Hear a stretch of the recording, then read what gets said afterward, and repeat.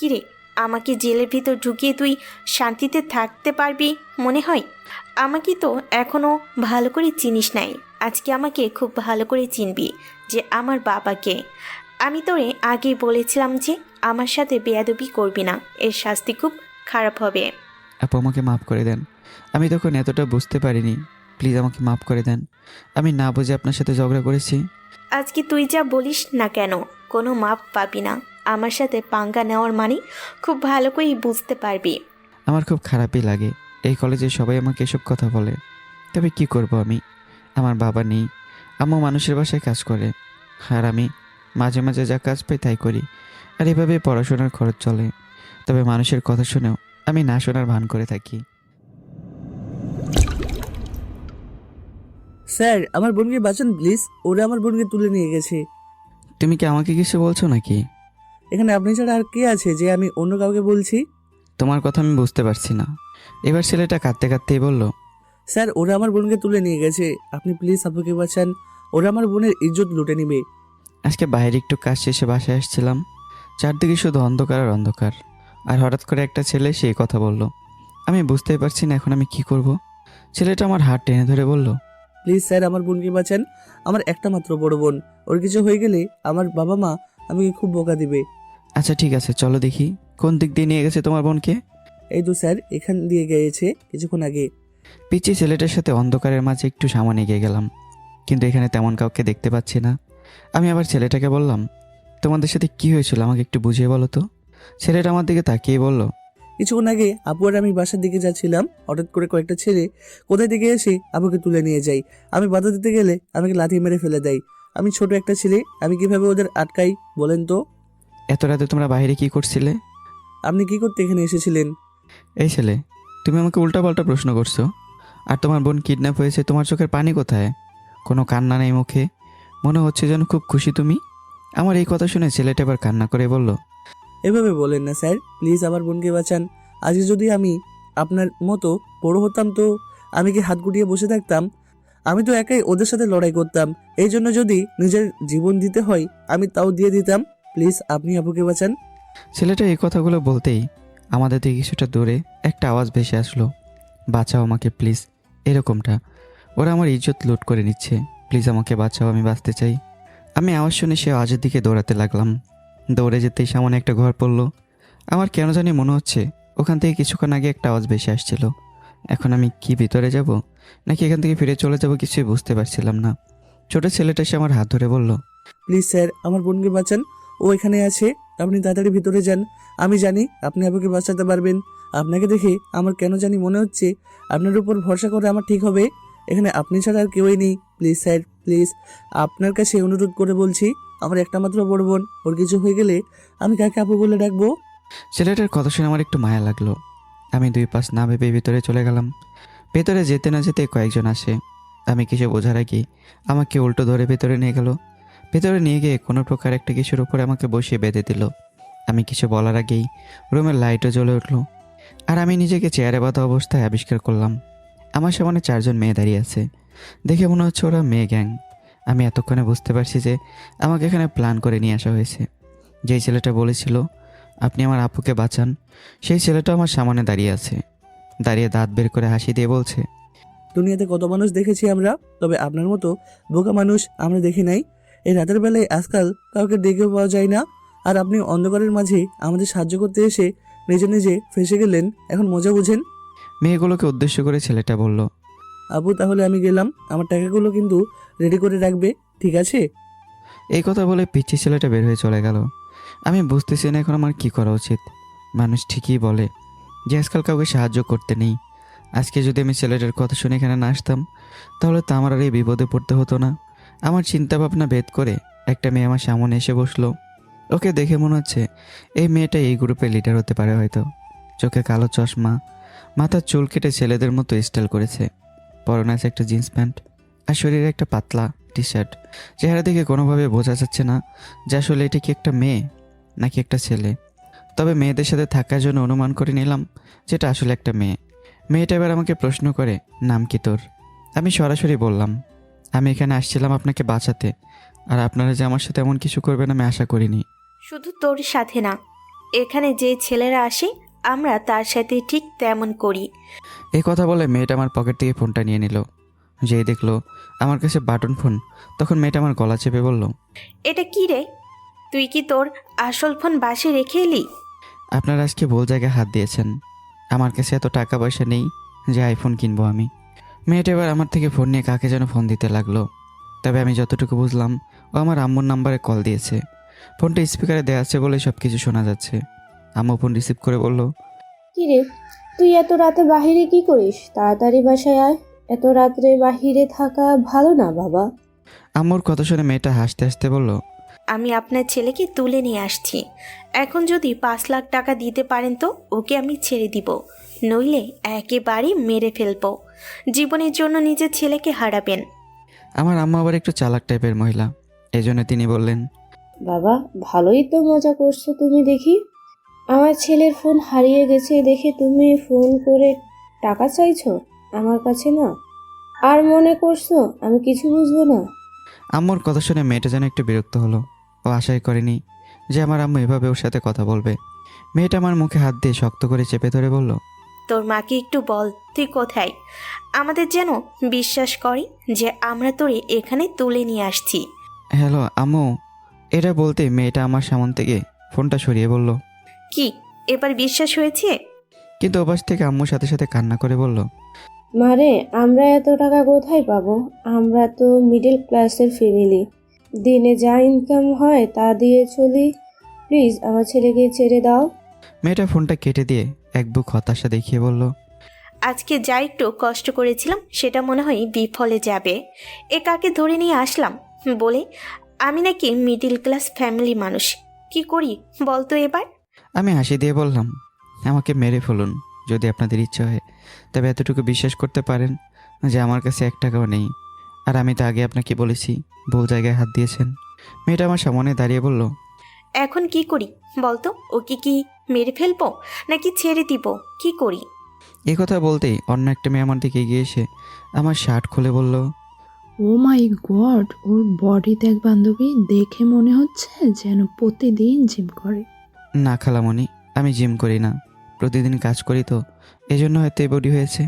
মেয়েটা আমার গলায় 2 হাত চেপে ধরে বলল, তুই খালা বলিস কাকে রে? খালা হলো তোর মা, তোরে তো আমি। এ কথা বলে মেয়েটা আমার ঠোঁটের সাথে ওর ঠোঁট মিলিয়ে দিল। তবে একটু পর আমাকে ছেড়ে দিয়ে আপনা আপনি ঠাস করে নিচে পড়ে গেল। দেখে তো মনে হচ্ছে অজ্ঞান হয়ে গেল। যাক শালা, এই মেয়ে তো আমাকে লিপ কিস করে অজ্ঞান হয়ে গেল। কাহিনী কি কিছুই তো বুঝলাম না। লিডার মেয়েটা ঠাস করে আমার গালে চড় বসিয়ে দিয়ে বলল, তুই আমার বান্ধবীর সাথে কি করলি যার কারণে ও এভাবে অজ্ঞান হয়ে মাটিতে পড়ে গেল? উত্তর আমি বললাম, আমি কি জানি যে আপনার বান্ধবী অজ্ঞান হয়ে গেল? আমার হাত পা তো বাঁধা, আর আপনার বান্ধবী আমাকে কিস করেছে আমি কিভাবে জানবো? তবে আসার আগে একটু পান খেয়েছিলাম, এজন্য হয়তো আপনার বান্ধবী অজ্ঞান হয়ে গেছে। মেয়েটার চোখে একটু পানি দিতেই ওর হুঁশ আসতে আমার দিকে তাকিয়ে বলে, ওরে তাড়াতাড়ি ছেড়ে দে, মনে হচ্ছে যেন 12 মাস মুখ ধুয়ে নাচিছে। মুখে কি গন্ধ না জানি শরীরে। এই ফালতু মেয়ে, আমি তোরে বলছি যে আমাকে তুই লিপ কিস কর, আর আমাকে নিয়ে একদম উল্টাপাল্টা কথা বলবি না। নিজের কোনো লজ্জা সরম নাই? অচেনা একটা ছেলেকে কিস করে, আবার এক কিস করে একেবারে অজ্ঞান হয়ে গেছে। এসব শুনলে আমার তো মনে হচ্ছে তোর কেউ বিয়ে করবে না। আমার কথা শুনে মেয়েটা আমাকে মারতে লাগলো। সামনে একটা লাঠি ছিল, ওটা দিয়ে আমাকে মারতে লাগলো। সবাই শুধু দাঁড়িয়ে দাঁড়িয়ে দেখছে। আমি সহ্য করতে না পেরে বললাম, আপু আমাকে ছেড়ে দেন প্লিজ, আমার ভুল হয়ে গেছে। মেয়েটা এবার আমাকে মারা থামে একটু দূরে দাঁড়ালো। সবাই চুপচাপ দাঁড়িয়ে আছে, হয়তো আমার কাছ থেকে টাকা পয়সা না পেয়ে সবাই হতাশ হয়ে গেছে। লিডার মেয়েটা একটা সিগারেট জ্বালিয়ে বলল, যা, তোরে আমি ছেড়ে দিলাম, তবে তোর বাসায় আমি যাব। যদি দেখি তুই মিথ্যা কথা বলিস তাহলে কিন্তু কি করব জানিস তো। ঠিক আছে চলেন, দেখেন আমি মিথ্যা কথা বলছি কি না। মেয়েটা আমার হাত পায়ের বাঁধন খুলে দিয়ে বলল, সিগারেট খাবি? না আমি এসব খাই না, আপনার যদি ইচ্ছে হয় তো আপনি খান। আচ্ছা ঠিক আছে, এখন চল। যদি মিথ্যা বলিস আমাকে তোর কলিজা ছিঁড়ে বের করে ফেলবো কিন্তু। আচ্ছা ঠিক আছে চলেন। মনে মনে বললাম, আমাকে অপহরণ করে আবার আমার সাথে বাসায় যাচ্ছে, মেয়ের সাহস দেখছো? আচ্ছা ঠিক আছে, আগে তো বাসায় চলো, পরে তোমাকে মজা দেখাচ্ছি। রাস্তায় মেয়েটা জিজ্ঞাসা করলো, তোর নাম কি রে? নাম জেনে আপনার কি লাভ? আর আমার সাথে আপনি আমার বাসায় যাচ্ছেন, কি হতে পারে জানেন তো? মেয়েটা ভয় না পেয়ে উল্টো হাসি দিয়ে বলল, আমি তো দেখতে চাইছি কি করতে পারিস তুই। বাসার সামনে এসে আম্মুকে ডাক দিতেই আম্মু দৌড়ে বাসা থেকে বের হয়ে আসলো। আম্মু আমাকে দেখে বলল, বাবা তুই ঠিক আছিস তো? কিন্তু আমাকে অবাক করে দিয়ে মেয়েটা আমার আম্মুর পায়ে সালাম করে বলল, আমাদের জন্য দোয়া করবেন আম্মু, আমরা নতুন বিয়ে করেছি। আম্মুর পায়ে সালাম করে মেয়েটা শুধু দাঁড়িয়েছে। এর মাঝে পুলিশ এসে মেয়েটাকে ধরে বলল, এটা কি সেই মেয়ে যার কথা বলছিলেন? এটাই সেই মেয়ে। মেয়েটা এবার গাল লাল করে চিৎকার দিয়ে বলল, তোরে আমার দেখার আছে এই বলে দিলাম, আমাকে এখানে এনে আমাকেই ফাঁসিয়ে দিলি। আমি দাঁতে দাঁত বের করলাম। এখানে আমার কোনো দোষ নেই, সব দোষ আপনার। আর আপনি তো এখানে নিজ ইচ্ছে আসছেন। আমার কোনো দোষ নেই ম্যাডাম। পুলিশ মেয়েটাকে ধরে নিয়ে চলে গেল। বাসার ভেতরে যেতে আম্মু বলল, তোর কি আর এই জীবনে কোনো বুদ্ধি হবে না? তবে কতবার বলছি একা একা এত রাত বাহিরে থাকবি না, আজকে যদি তোর কিছু হয়ে যেত। সরি আম্মু, আমার ভুল হয়ে গেছে। আচ্ছা ঠিক আছে, গিয়ে ঘুমা, সকাল সকাল আবার তোর কলেজে যেতে হবে। আচ্ছা আম্মু, তাহলে আমি গেলাম। রুমে গিয়ে ফ্রেশ হয়ে দিলাম এক ঘুম। খুব সকালে ঘুম থেকে উঠে ছাদে চলে গেলাম। ছাদে গিয়ে দেখি আমাদের পাশের বাসার এক বড় অপু দাঁড়িয়ে দাঁড়িয়ে কি যেন একটা করছে, তবে এটা বোঝা যাচ্ছে না যে কি করছে। ওনাকে চিনি, কারণ ইনি মাঝে মাঝে আমাকে পড়াশোনার বিষয়ে অনেক হেল্প করে। আমি আপুকে ডাক দিয়ে বললাম, আপু কি করেন সকাল সকাল এখানে? আপু আমাকে দেখিয়ে বলল, এই তো দাঁড়িয়ে আছি। সকাল সকাল মন খারাপ নাকি আপু? আপনাকে তো কোনোদিন সকাল সকাল এখানে দেখিনি। আরে না, তেমন কিছু না। আজকে কি কলেজে যাবি? হ্যাঁ আপু, যাবো তো। আপনি কি যাবেন? আমিও যাব। তাহলে আমাকে নিয়ে যান আপু, একসাথে যাবো না? আমার কথা শুনে আপু গলা টান দিয়ে বলল, আমি তো আমার বান্ধবীদের সাথে যাব, তুই একা একা চলে যা। আপুর কথা শুনে আমার একটু মন খারাপ হয়ে গেল। আমি গরিব ঘরের সন্তান, এই জন্য কলেজে আমাকে কেউ পছন্দ করে না। তবে আমার একটা বন্ধু আছে কলেজে, ওর নাম ফাহিম। ও আবার আমার থেকে অনেক বড় লোক। তবে ওর সাথে আমার ছোটোবেলার সম্পর্ক বলে আজও আমার বন্ধু।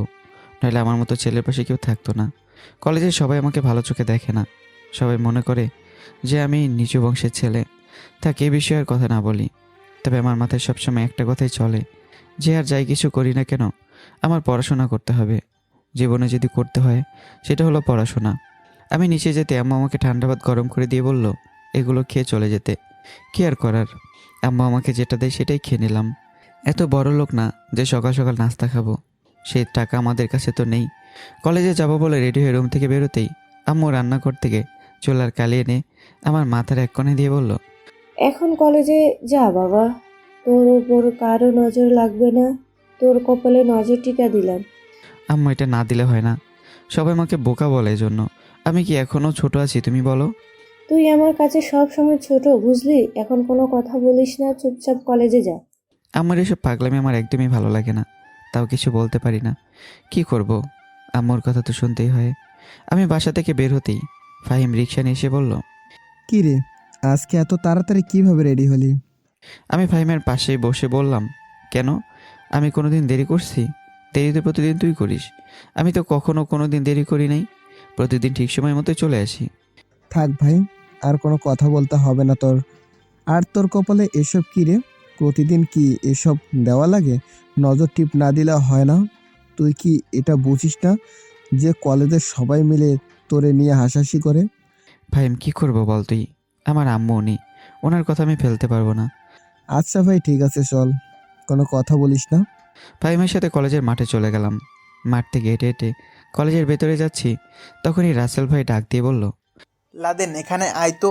রাসেল ভাইয়ের কথা শুনে ফাহিম আমার হাত ধরল। সাবধান, যাবি না ওর কথায়। ও তোরে ডেকে নিয়ে প্রতিদিন অপমান করে। না গেলে আমাকে মারবে, যেতে তো হবেই। এত ভয় পাস কেন তুই? সবাইকে বল তো। রাসেল ভাই আবারও ডাক দিল। এই আবুল মিয়া, তোরে এখানে আসতে বলছি না? আমি তাড়াতাড়ি রাসেল ভাইয়ের সামনে চলে গেলাম, গিয়ে মাথা নিচু করলাম। জি ভাই, কিছু কি বলবেন? যা দোকান থেকে আমার জন্য এক প্যাকেট সিগারেট নিয়ে আয়। ভাইয়ের টাকা? আমার কথা শুনে রাসেল ভাইয়ের সাথে থাকা সব কটা ছেলে হেসে হেসে বলছে, আরে ও তো ফকিরনি, ওর কাছে টাকা আসবে কোত্থেকে? রাসেল ওকে কিছু টাকা দিয়ে দে, ওরা এসব কলেজে পড়াশোনা করার জন্য কিভাবে চান্স পায় এটাই বুঝি না। এসবই বলা বলি করছিল। আমি রাসেল ভাইয়ের কাছ থেকে টাকা নিয়ে দোকানে চলে গেলাম। বড় ভাইদের মুখে এসব শুনতে আমার খুব খারাপই লাগে। শুধু বড় ভাই না, এই কলেজে সবাই আমাকে এসব কথা বলে। তবে কি করব আমি, আমার বাবা নেই, আম্মু মানুষের বাসায় কাজ করে, আর আমি মাঝে মাঝে যা কাজ পাই তাই করি, আর এভাবে পড়াশোনার খরচ চলে। তবে মানুষের কথা শুনেও আমি না শোনার ভান করে থাকি। রাসেল ভাইয়ের কাছে সিগারেটের প্যাকেট দিতেই উনি একটা কাগজ দিয়ে আমার কপাল থেকে নজর টিপ মুছে দিয়ে বলল, এমনি তোরে মানুষ অনেক অপমান করে, এসব আর দিবি না, এখন ক্লাসে যা। আমি ক্লাসে গিয়ে ফাহিমের পাশে বসলাম। ফাহিম আমাকে বলল, প্রতিদিন তোর সাথে যে ওরা এসব করে, তুই কি একদিনও প্রতিশোধ নিবি না? তোর কি একটু ইচ্ছে হয় না ওদের কিছু বলা? ফাহিম, এখানে আমি ঝগড়া করতে আসিনি, এখানে আমি পড়াশোনা করতে এসেছি। আর ওনারা আমার সিনিয়র, কি বলবো বল আমি? সবাই যদি একদিন আমাকে বেঁধে পেটায়, তা তো আমার কিছু করার থাকবে না। এই জন্য আমি শুধু মুখ বুজে সব সহ্য করি, যা আছে কপালে তাই হবে। আমার কথা না শুনলে একদিন আমিও তোরে ছেড়ে চলে যাব, পরে একা হয়ে যাবি, তখন মজা বুঝবি। ফাহিমের কথা শুনে আমার মনটাই খারাপ হয়ে গেল। আমি ভাবিনি ফাহিম আমাকে এমন কিছু বলবে, তবে আমি ওর কথা শুনে কিছু বললাম না, শুধু চুপচাপ ক্লাস করতে থাকলাম। ক্লাস শেষ হতেই সকালে যে বড় অপুর সাথে কথা হয়েছিল, তিনি আমাকে ডাক দিয়ে বলল, এই আবুল মিয়া, এখানে আয় তো। আপুর ডাক শুনে ফাহিম বলল, যা গিয়ে কাজ কর, তুই তো এখানে সবার গোলাম, তোরে দিয়ে সবাই কাজ করায়। দেখ ফাহিম, তুই আমাকে যা ইচ্ছে তাই বল, কিন্তু গোলাম বলবি না আমাকে। কেন বন্ধু, তোমার খারাপ লেগেছে? আমি বললেই আমার উপর রাগ দেখাও। যাও গিয়ে ওদের উপর রাগ দেখা। আমি তো তোর ভালোর জন্যই বলি, কিন্তু তুই শুনিস না।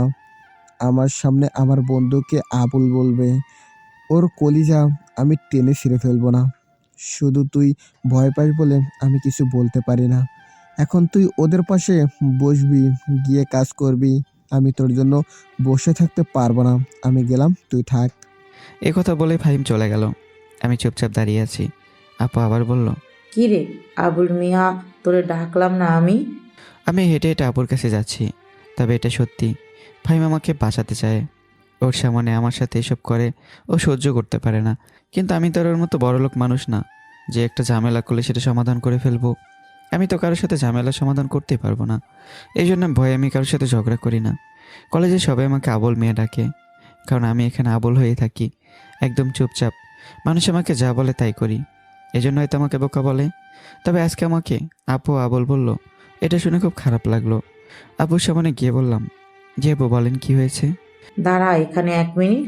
এই কথা বলে আপু রিয়া নাম ধরে ডাক দিয়ে বলল, রিয়া এখানেই আয়, কাউকে পেয়েছি যে তোরে সাহায্য করতে পারবে। এই কথা বলতে একটা মেয়ে শাড়ি পরে আমার সামনে আসলো।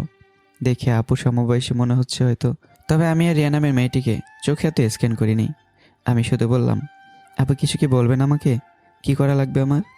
তুই এখন কাজ করবি এখান থেকে গিয়ে, তাই তো আমি তোরে একটা কাজ দিচ্ছি। সমস্যা নেই, টাকা পাবি এই কাজে। কাজটা হচ্ছে রিয়ার শাড়ির আঁচল ধরে রাখবি, যাতে ওটা মাটিতে না পড়ে। আর ওর সাথে কিন্তু কোনো ধরনের বেয়াদবি করবি না। ওর বাবা কিন্তু এখানকার মেয়র, সম্মান দিয়ে কথা বলবি সবসময়। যেখানে পাবি সেখানেই সালাম করবি, ঠিক আছে? যে আপু মনে থাকবে আমার। আপু রিয়া নামের মেয়েটাকে বলল, তাহলে আমি যাব কি রিয়া? আর ওকে যেই কাজ করতে বলবি সেটা করে দিবে, শুধু কষ্ট অনুযায়ী কয়েকটা টাকা দিয়ে দিবি। রিয়া আপু বলল, আচ্ছা, এ নিয়ে তোর চিন্তা করতে হবে না, তুই চলে যা। আপু যেতে আমি একা হয়ে গেলাম। কী যে করবো আমি এটাই বুঝতে পারছি না। তবে যেই কাজ করলে আমি টাকা পাবো সে কাজ আমি করতেও রাজি আছি। আমি মাথা নিচু করলাম। ম্যাডাম, আমার কি করতে হবে? মেয়েটা আমার দিকে একবার ভালো করে তাকিয়ে বলল, শার্টটা তো দেখে মনে হচ্ছে অনেকদিন আগের, পুরনো। নতুন একটা কিনতে পারিস না? বেয়াদবি মাফ করবেন ম্যাডাম, আমাদের এত টাকা পয়সা নেই যে নতুন কিছু কিনবো, তাই যেটা আছে ওটা দিয়েই চালিয়ে দিই। রিয়া আপু আমার কথা শুনে একটা বডি স্প্রে বের করে আমার হাতে দিয়ে বলল, এটা শরীরে স্প্রে কর, তোর শরীর থেকে ঘামের গন্ধ আসছে। রিয়া আপু আমাকে যা করতে বলল আমি ঠিক তাই করলাম। এবার রিয়া আপু ওনার শাড়ির লাচল আমার হাতে দিয়ে বলল, এটা ধরে ধরে আমার পেছনে আয়, আর শাড়ির আঁচলে যেন টান না লাগে সেদিকে একটু নজর রাখবি। জি, তবে আপনাকে আপু বলবো নাকি ম্যাডাম বলবো তাই চিন্তা করছি। কলেজে তো তোর আমি সিনিয়র, সেই হিসাবে কি ডাকবি? বুঝেছি আপু, আপনাকে আর বলতে হবে না। বুঝে গেলে ভালো। এখন আমার পেছনে পেছনে আয়। আমি রিয়া আপুর শাড়ির আঁচল ধরে ওনার পেছন পেছন একদম নিখুঁতভাবে হাঁটতে লাগলাম, যাতে শাড়িতে কোনো টান না পড়ে। তবে রিয়া আপুর দিকে আমি ভালো করে পর্যন্ত তাকিয়ে দেখিনি। আমি যতটা পারছি নিজের চোখ কন্ট্রোল করে রাখছি। আমি স্বাভাবিকভাবে সুন্দরী মেয়ে দেখলে নিজের চোখ সামলে রাখি। যদি হঠাৎ করে আমার কাউকে পছন্দ হয়ে যায়, তবে আমি তাকে কি বলবো? না বলতে পারবো আমি আপনাকে ভালোবাসি, আর না বলতে পারবো আপনাকে দেখে আমার মনের ভেতর কিছু একটা হয়। আমার মাথায় সবসময় একটা কথাই রাখি, যে আমি মধ্যবিত্ত পরিবারের ছেলে। আমার ঘরে আমার আম্মু আছে, আর আমি যদি ভালোবাসায় পড়ে সব কিছু ভুলে যাই, তাহলে আমার আম্মুর কি হবে? এই জন্য যতটা সম্ভব নিজেকে কন্ট্রোল করে রাখি। আমি এমনভাবে রিয়াপুর পেছন পেছন হাঁটছি যে একটু শব্দ পর্যন্ত হচ্ছে না। তবে না, শাড়ির আঁচল একটু নিচে পড়ে গেছে, এটা ধরে রাখার জন্য আমাকে রেখেছে। আমি শুধু এতটুকু বুঝতে পারছি যে উনি কতটা উন্নত পরিবারের মেয়ে। আর আমি কি চিন্তা করছি, ওনার বাবা নাকি এখানকার মেয়র। তবে রিয়াপুর শরীর থেকে আলাদা একটা গন্ধ বেশি আসছে। এটা খুব মধুর একটা গন্ধ বলতে পারবেন। আমরা তো গরিব মানুষ, আমাদের শরীর থেকে ঘামের গন্ধই আসে, কিন্তু যারা টাকা পয়সাওয়ালা মানুষ, তাদের শরীর থেকে মধুর সুগন্ধ আসে। রিয়াপু পিছন ফিরে একবার আমার দিকে তাকিয়ে বলল, খুব নিখুঁতভাবে তো তুই দেখি আমার শাড়ির আঁচল ধরলি। মানতে হবে, তুই আমার কথা একেবারে সিরিয়াসভাবে নিলি। রিয়াপু আমার দিকে তাকাতেই আমি আবার মাথা নিচু করে বললাম, আপু, আমি যেই কাজই করি তা সিরিয়াসভাবেই করি, হয়তো কাজটা যদিও ছোট হয়। বুঝলাম। আপু, আপনাকে একটা কথা বলবো? বল। আপনার বাবা নাকি এখানকার মেয়র, এরপর আপনি হেঁটে হেঁটে বাসায় যাচ্ছেন। গাড়িতে চলাচল করতে আমার ভালো লাগে না, এজন্য হেঁটে হেঁটে বাসায় যাচ্ছি। আর এখান থেকে আমার বাসা এতটাও দূরে নয়। রিয়াপুর কথা শুনে আমি যতটুকু বুঝলাম যে উনি খুব ভালো মানুষ। বাবার এত টাকা পয়সা থাকার পরও উনি হেঁটে হেঁটে বাসায় যাচ্ছেন। তবে আর যাই হোক, অন্যদের মতো তো উনি আমার সাথে খারাপ ব্যবহার করছেন না। অনেক বড় একটা বিল্ডিংয়ের সামনে আমাকে নিয়ে গেল। তবে গেটের সামনে যেতে দারোয়ান বলল, ম্যাডাম, এই ছেলে যে আপনার শাড়ির আঁচল ধরে আছে। দারোয়ানের কথা শুনে রিয়াপু বলল, ওকে আমি এখানে নিয়ে আসছি। বাবা কি বাইরে চলে গেছে নাকি ভেতরে আছে? না ম্যাডাম, স্যার এখনো বাসা থেকে বের হয় নাই। রিয়াপু চুপচাপ ভেতরে চলে যাচ্ছেন। আমি ভাবলাম, আমি ভেতরে যাব কেন? কিন্তু ওনার অনুমতি ছাড়া যদি আমি শাড়ির আঁচল ছেড়ে দিই, তাহলে হয়তো উনি অনেক রেগে যাবেন। এই জন্য আমি ওনার পেছন পেছন যেতে লাগলাম। ভেতরে যেতে দেখি একজন মধ্যবয়স্ক মানুষ সোফায় বসে আছে। আর মধ্যবয়স্ক বললে ভুল হবে, একদম জোয়ান পুরুষ দেখে মনে হচ্ছে। আর রিয়াপু তাকে উদ্দেশ্য করে বলল, বাবা, আজকে আমি একটু বাইরে যাব, আমার কিছু টাকা লাগবে।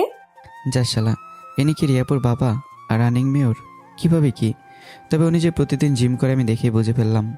জিম করে বলে ওনাকে এখনো ইয়াং ইয়াং দেখা যায়। রিয়াপুর কথা শুনে ওনার বাবা বলল, আচ্ছা ঠিক আছে, আমার কার্ডটা নিয়ে যা। আর তোর পিছনে যে ছেলেটা দাঁড়িয়ে আছে।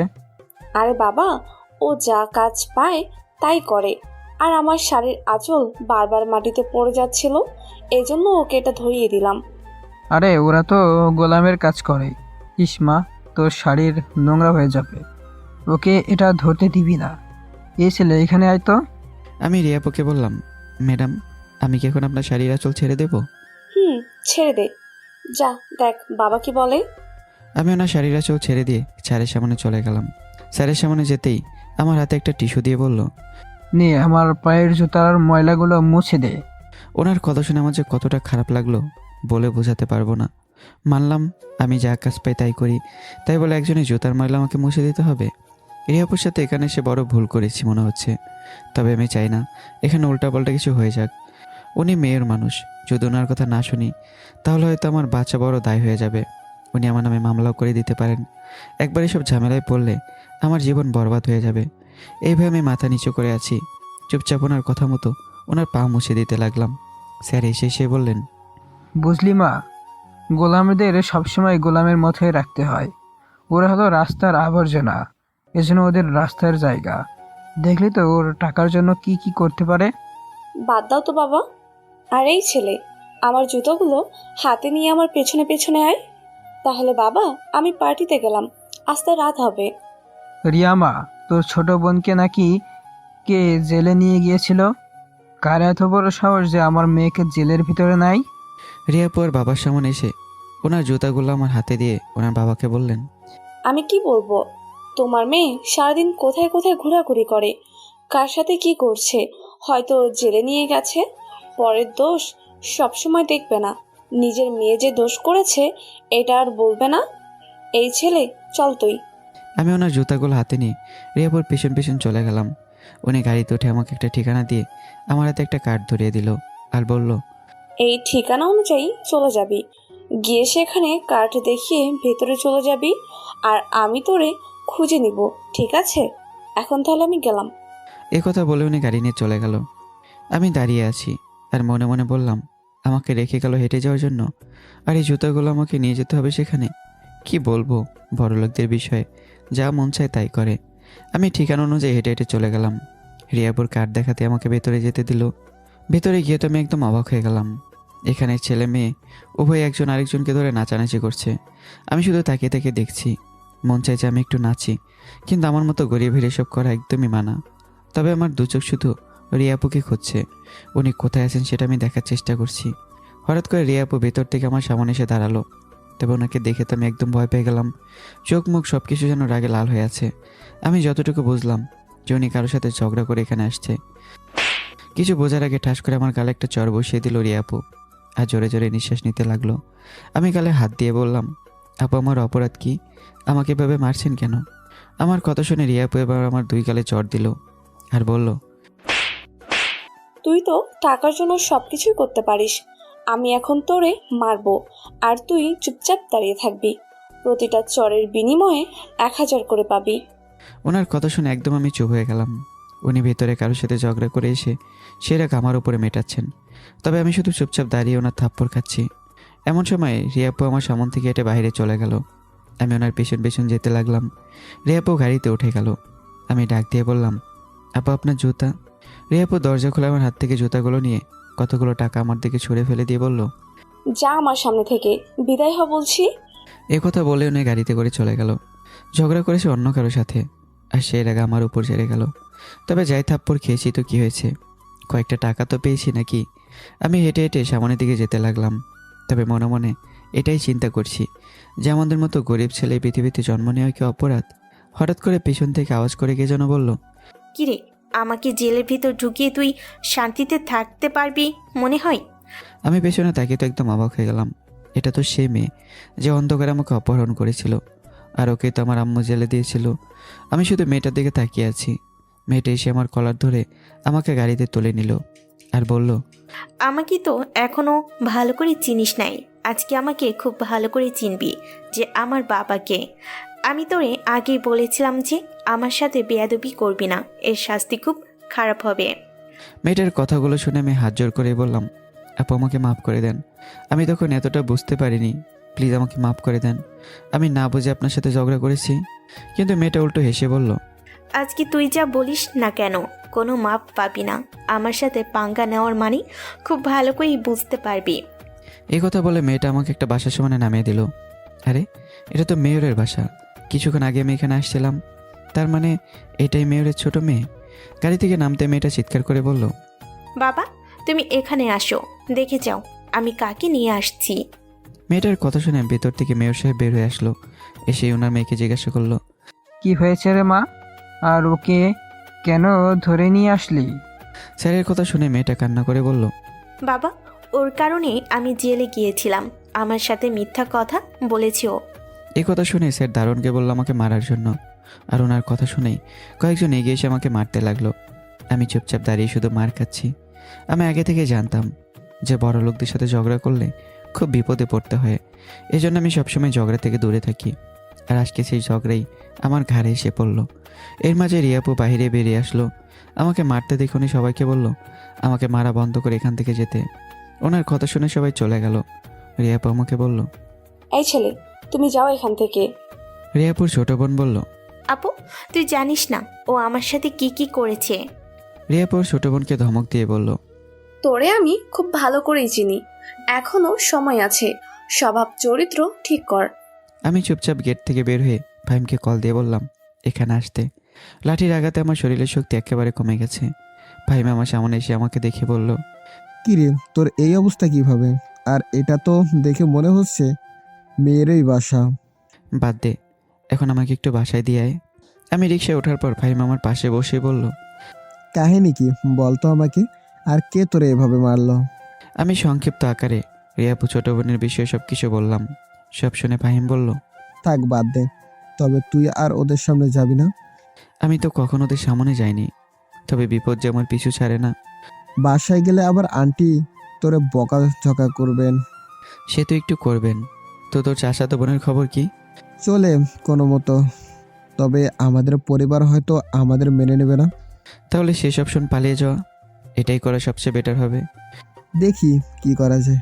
বাসার সামনে এসে ফাহিম বলল, আচ্ছা ঠিক আছে, তো বন্ধু তুই এখন যা, তাহলে পরে দেখা হবে। আমি রিক্সা থেকে নেমে বাসার ভেতর চলে গেলাম। আম্মু এখনও কাজ থেকে ফেরেনি, এই জন্য আমি রান্না করে চলে গেলাম। মাঝে মাঝে আম্মু না থাকলে আমি নিজেই রান্না করি। হঠাৎই আমাদের পাশের বাসার ফারজানার উপর দরজার কাছে এসে আমাকে ডাক দিয়ে বলল, কিরে রাদেন, তুই কি ভিতরে আসত? আপুর ডাক শুনে আমি দরজা খুলে দিলাম। হ্যাঁ ভেতরে আছি, আসেন। আপু ভেতরে এসে আমার দিকে তাকিয়ে বলল, তোরে দেখে মনে হচ্ছে কেউ তোরে মেরেছে। রিয়া তো আবার তোরে কিছু করে নাই? আরে না আপু, রিয়া খুব ভালো মেয়ে। তবে বাদ দেন এসব, কোনো দরকার ছিল নাকি আপু এখানে? কেন, আমি কি তোর বাসায় আসতে পারি না? আরে না আপু, আমি তো সেটা বলিনি। আজকে হঠাৎ করে যে আমাদের বাসায় আসলেন এই জন্য বললাম আর কি। আগামী মাসের 1 তারিখে আমার জন্মদিন, সেটাই তোরে বলতে এখানে এসেছি। আমাকে দাওয়াত দিবেন না আপু, আমার কাছে আপনাকে দেওয়ার মতো তেমন কিছুই নেই। দিব একটা মাথায়, সব কিছু এত বেশি বুঝিস কেন? চেয়ারে বস, নাকি আবার তোর কোনো কাজ আছে? হ্যাঁ আছে তো আপু, ভাত বসিয়ে আসছি, এখন আমাকে রান্না করে যেতে হবে। চল আমি দেখি কিভাবে তুই রান্না করিস। আপু আপনার সাথে আমাকে কেউ এখানে দেখলে খারাপ মনে করবে। আপনি আমার সিনিয়র মানুষ, আপনি তো জানেন আপনাকে আমি কতটা সম্মান করি। ধুর, কে কি বলবে তা দিয়ে আমি কি করব, চল। আমি রান্নাঘরে চলে গেলাম, পেছন পেছন আপু চলে আসলো। আপু আমার রান্না করা দেখে বলল, তাহলে তো তুই তোর বউকে রান্না করে খাওয়াতে পারবি। হ্যাঁ এটা বলতে পারেন, তবে এটা করব মাঝে মাঝে। এই ধরেন যখন আমার বউ অসুস্থ হয়ে যাবে বা খুশির একটা মুহূর্ত, তখন আমি তার জন্য রান্না করব, বুঝেছেন? বুঝলাম। তবে তুই পড়াশোনা কর, ভালো একটা চাকরির ব্যবস্থা আমি করে দিব। তবে শর্ত একটাই, আমাকে ভুলে যেতে পারবি না। আমি মুচকি হাসি দিয়ে বললাম, মিথ্যা আশা দিবেন না আপু, যেভাবে জীবন চলে সেভাবেই চলতে হবে। সামনে কি হয় না হয় এসব পরে দেখা যাবে। তোরে দেখে মাঝে মাঝে আমার খুব মায়া লাগে। ঘর জামাই থাকতে পারবি তুই? আমি তোর গ্রামে নিয়ে যাব। জানেন আপু, রাগ কিন্তু সবার ভেতরে আছে। আপনি যেমন প্রকাশ করতে পারেন, আমি তেমন প্রকাশ করতে পারি না, কারণ আমি তো গরিব। আমার এত রাগ মানায় না। দরকার হলে জীবনে কাউকে বিয়ে করব না, তাও তো ঘর জামাই থাকবো না আমি। আপনি তো বুঝে গেছেন আমি কি বলতে চেয়েছি। আমার কথা শুনে আপু চুপ হয়ে গেল। উনি খুব ভালো করে আমার কথা বুঝতে পেরেছে। আচ্ছা ঠিক আছে, আমি তাহলে গেলাম। হ্যাঁ, তুই থাক। আপনি একটু পরে যান, রান্না হোক আগে কিছু খেয়ে যান। না, এখন না। গরিব মানুষ আমরা, তা এখন খাবেন কেন? দেখ, এখানে গরিব ধনীর প্রশ্ন না। তুই যেমন মানুষ, আমিও তেমন মানুষ। এখানে কোনো ভেদাভেদ নেই। এই কথাটা যদি সবাই বুঝতো আপু, তাহলে পৃথিবীতে আলাদা একটা শান্তি বিরাজ হতো। আচ্ছা তাহলে আমি গেলাম, থাক তুই। আপু আমাকে রেখে চলে গেল। উনি মাঝে মাঝে খুব ভালো ব্যবহার করেন, কিন্তু কলেজে সবার মতো উনিও আমাকে ওই এক নামে ডাকে, এই জন্য আমার খুব খারাপ লাগে। কিন্তু এভাবে তার ব্যবহার আমার কাছে খুব ভালো লাগে। বিকেলে আম্মা এসে বলল আমি কেন রান্না করতে গেলাম। আসলে আম্মা আমাকে নিষেধ করেছে কিচেন রুমে যাওয়ার জন্য, কিন্তু মাঝে মাঝে আম্মুর কষ্ট দেখলে আমার খুবই খারাপ লাগে। এই জন্য আমি আম্মুর কাজে সাহায্য করি। আজকে 2 দিন হলো আমি কলেজে যাই না। 2 দিন ধরে ইদানিং একটু টেনশনেই আছি। আজকে সকালে আমার কাছে বড় একটা কাজের অর্ডার এলো। আমি কাজ করতে সেই ঠিকানা অনুযায়ী চলে যাচ্ছি। কাজটা হলো কিছু ইলেকট্রনিক্সের কাজ। বাসায় গেলে হয়তো বুঝতে পারবো আসলে সেটা কী কাজ। ঠিকানা অনুযায়ী গিয়ে আমার তো চোখ কপাল উঠে গেল। এটা তো মেয়রের বাসা। আগে একবার এই বাসা থেকে আমাকে মেরে বের করে দেওয়া হয়েছে, আবার একই বাসায় আমি এসেছি কাজ করার জন্য। কি কপাল আমার। ভাবলাম এখান থেকে চলে যাব, ভেতরে গিয়ে কি আর মার খাবো। কিন্তু আরেকবার মনে হলো যে বড় লোক মানুষ, ওরা টাকা বেশি দেবে, এই জন্য ভেতরে গিয়ে কাজ করাটা আমার জন্য বেশ ভালো হবে। গেটের সামনে যেতেই দারোয়ান আমাকে জিজ্ঞাসা করলো যেখানে কি চাই। আমি বললাম কাজের জন্য এসেছি, বাসার ভেতরে একটা সমস্যা হয়েছিল এই জন্য এখানে আসা।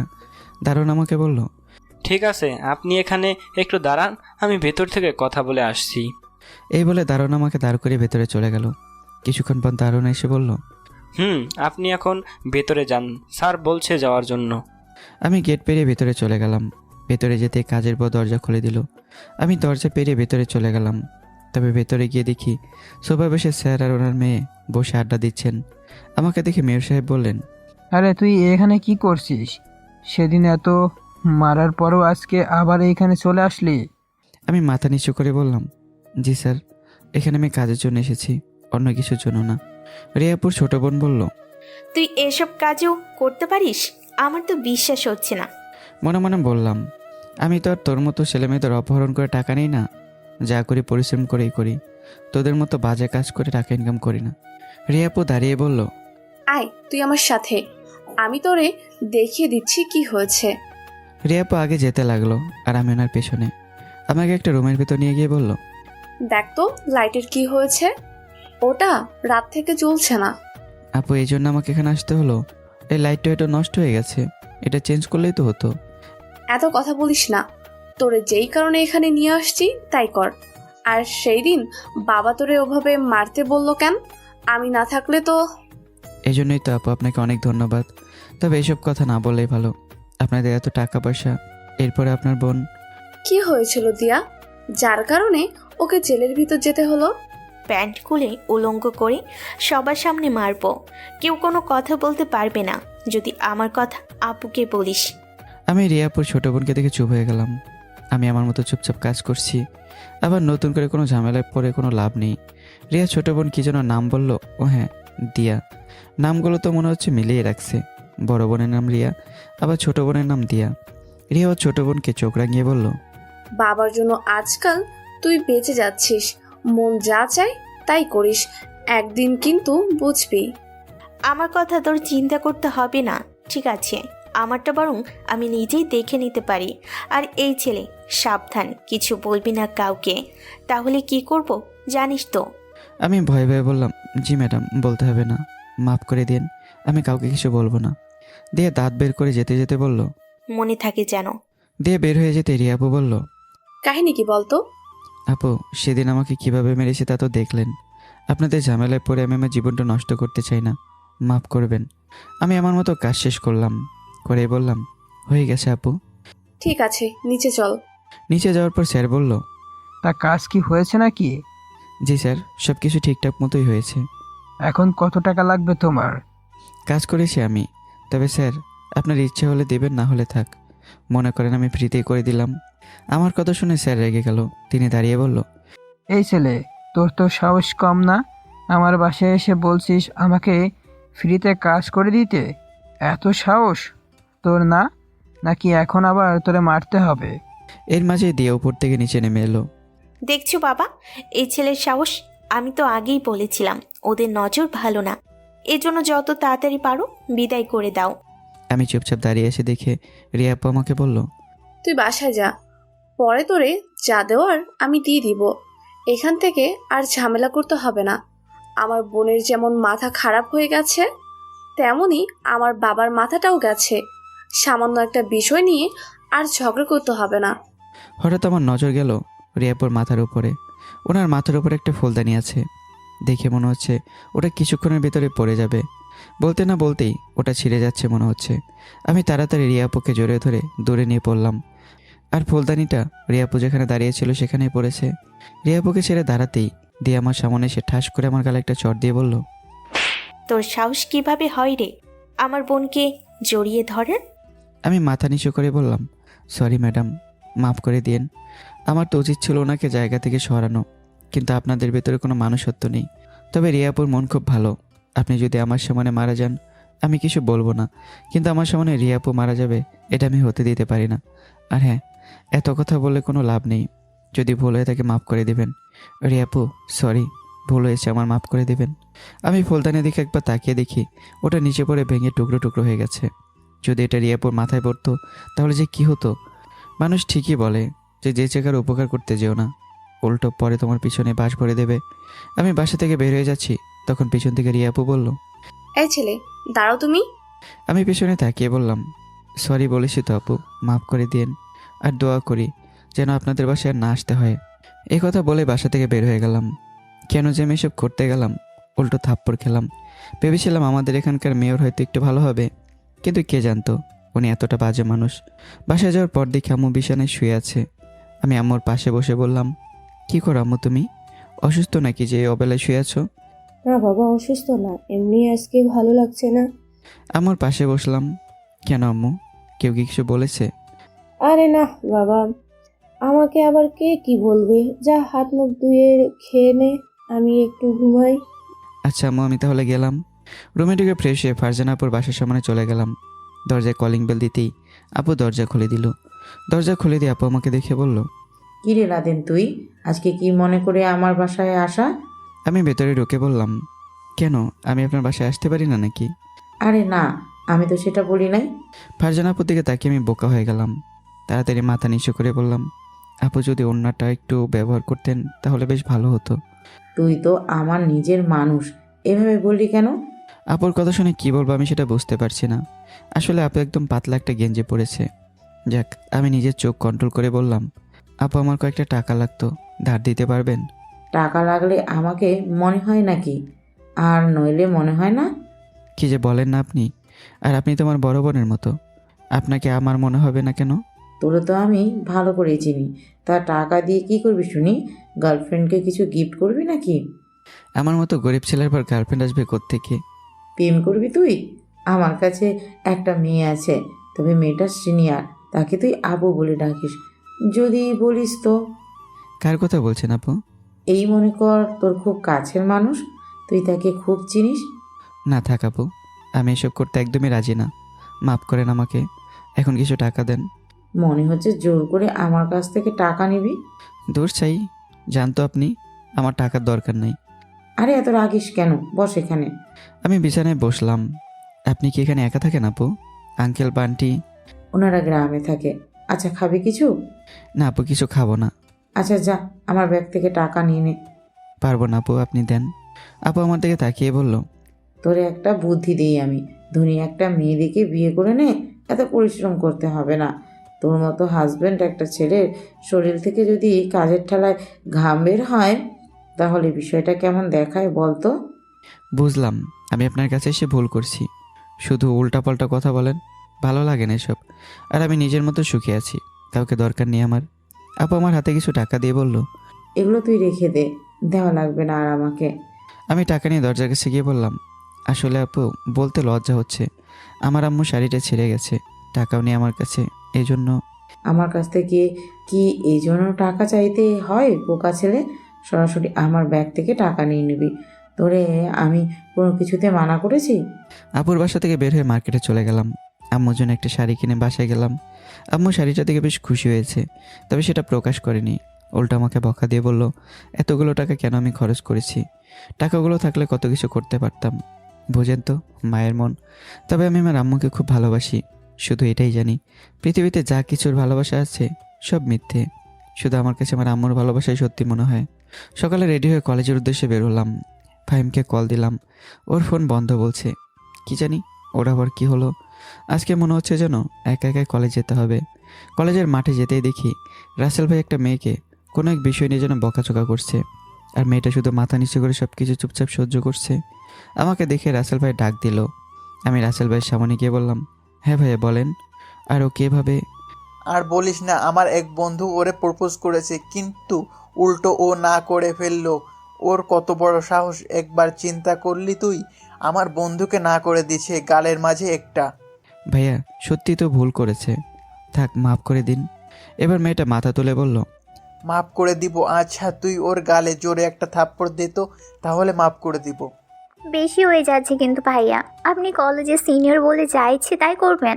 আমি কিন্তু পরে স্যারকে সব কিছু বলে দিব। রাসেল ভাই মেয়েটা চুলের মুঠি ধরে বলল, এক তো আমার বন্ধুকে না করলে, আবার বলিস স্যারকে সব কিছু বলে দিবি। তোর কোন বাবা আসবে, ডাক তো একটু দেখি আজকে তোর কি অবস্থা করি দেখ তুই। ইতিমধ্যে কলেজের সবাই তাকিয়ে আছে আমাদের। তবে এটা সত্যি যে কলেজের সবাই রাসেল ভাইকে ভয় পায়।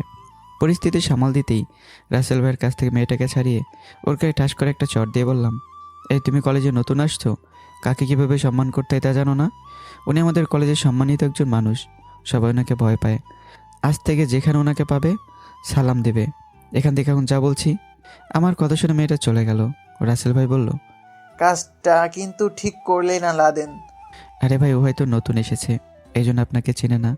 আপনার জন্য সিগারেট আনবো ভাইয়া? কথা ঘোরানোর চেষ্টা করিস? আচ্ছা ঠিক আছে, ক্লাসে যা, কোনো সমস্যা হলে আমাকে বলবি, ঠিক আছে? আচ্ছা ভাইয়া। আমি ক্লাসের দিকে হেঁটে যাচ্ছি, গিয়ে দিকে কিছুক্ষণ আগে ভাইয়া যে মেয়েটাকে অপমান করছিল ও দাঁড়িয়ে দাঁড়িয়ে কান্না করছে। আমি মেয়েটার সামনে গিয়ে বললাম, সরি তখন চট দেওয়ার জন্য। আর আপনি কি রাসেল ভাইকে চেনেন না? কেন ওনার সাথে ঝগড়া করতে গেলেন? আমার কথা শুনে মেয়েটা কোনো কথা বলছে না। আমি আবারও বললাম, সরি বলছি তো, তখন আপনাকে বাঁচানোর জন্য আমাকে এমনটা করতে হয়েছে। এবার মেয়েটা বলল, আজকে 3 দিন হলো কলেজে আসছি, আর এর ভিতরেই আপনাকে তো শুধু অপমান করেছে। আমাকে যে প্রতিদিন ওনার কথা শুনতে হয়, প্রতিদিন ক্লাসে আসার আগে ওনার কথা শুনতে হয় আমার। আমার তো কখনো মন খারাপ হয় না। আর কলেজে সবাই আমাকে আবুল বলে ডাকে। নিজের কাছে অনেক অনেক খারাপ লাগে, তবে অভ্যাস হয়ে গেছে আমার। এই জন্য সবসময় চুপ থাকি। চুপ থাকাটাই আমার জন্য বেটার। এখানে আমি পড়াশোনা করার জন্য আসছি, ঝগড়া করার জন্য না। আমার কথা শুনে মেয়েটা চোখের পানি মুছে বলল, আপনার কপালে কালির ফোঁটা দেওয়া কেন? আর এটা তো আমার আম্মু দিয়েছে, প্রতিদিনই দেয়। আম্মু মনে করে এটা দিলে আমি সুরক্ষিত থাকবো। বোঝেন না কুসংস্কার। আর কোনো মেয়ের নজর পড়বে না আমার উপর। আমার কথা শুনে মেয়েটা এবার হেসে বলল, তখন আপনার উপর আমার খুব রাগ হয়েছিল, আমাকে না বাঁচিয়ে আমার গালে চড় দিয়েছেন এই জন্য। কিন্তু এখন মনে হচ্ছে সত্যি আপনি খুব ভালো মানুষ। এর মাঝে মাঠ থেকে ফারজান আপু আমাকে ডেকে বলল ওনার সাথে দেখা করতে। মেয়েটার কাছ থেকে জানতে পারি ও আমাদের সাথেই পড়ে। এই জন্য ওর কাছে ব্যাগটা দিয়ে বললাম, তুমি ক্লাসে গিয়ে বসো, আমি আসছি। ফারজান আপু সামনে যেতে আপু বলল, ভালোই তো রাসেলের কাছ থেকে মেয়েদের বাঁচিয়ে হিরো হয়ে যাস। মেয়েটাকে অসহায় লাগছিল আপু, এই জন্য বাঁচিয়েছি, আর কিছু না। এখন কি জন্য ডেকেছেন বলেন, আর আপনার টাকা দিয়ে দিব তো আমি। আমি তোরে টাকার কথা বলছি, সবসময় এত বুঝিস কেন? এখন ক্যান্টিনে যা তো একটু, রিয়া তোরে কি জন্য ডেকেছে গিয়ে দেখ। আমি আচ্ছা বলে ক্যান্টিন দিকে যেতে লাগলাম। গিয়ে দেখি রিয়াপু চুপচাপ বসে কি যেন চিন্তা করছে। আমি ওনার সামনে দাঁড়িয়ে বললাম, আপু আমাকে কি ডেকেছিলেন? আমার কথা শুনে আপু কিছু বলল না, আমার দিকে এক দৃষ্টিতে তাকিয়ে আছে। বুঝছি না আপু কী করতে চাইছে। তবে আচমকা আপু আমাকে প্রশ্ন করলো, বাসা থেকে কিছু খেয়ে আসছো তো, নাকি খাবার অর্ডার করব? আমি বললাম, না আপু, খেয়ে আসছি, এখন আবার ক্লাসে যেতে হবে আমাকে। বস এখানে। কিন্তু আপু আপনার পাশে। কেন? আমার পাশে বসতে কি ভয় হচ্ছে তোর? আপনি হলেন মেয়রের মেয়ে। যদি হঠাৎ করে আপনার বাবা বা আপনার ছোটো বোন দেখে ফেলে যে আমি আপনার পাশে বসেছি, তাহলে আমার শরীরে মাংস কেটে মাছকে খাইয়ে ফেলবে। এত আগে আমি মরতে চাই না। আমি মরলে আমার আম্মুর কী হবে? রিয়াপু টান দিয়ে ওনার পাশে বসিয়ে বলল, কালকে আমাকে বাঁচালি কেন? আপনাকে বাঁচানো আমার কর্তব্য ছিল। আপনিও তো একদিন আমাকে বাঁচিয়েছিলেন, মনে নেই? ওরা তোরে মারতো না, ছেড়ে দিত। কিন্তু আমার ওপর ফুলদানি পড়লে আমি জ্যান্ত মারা যেতাম।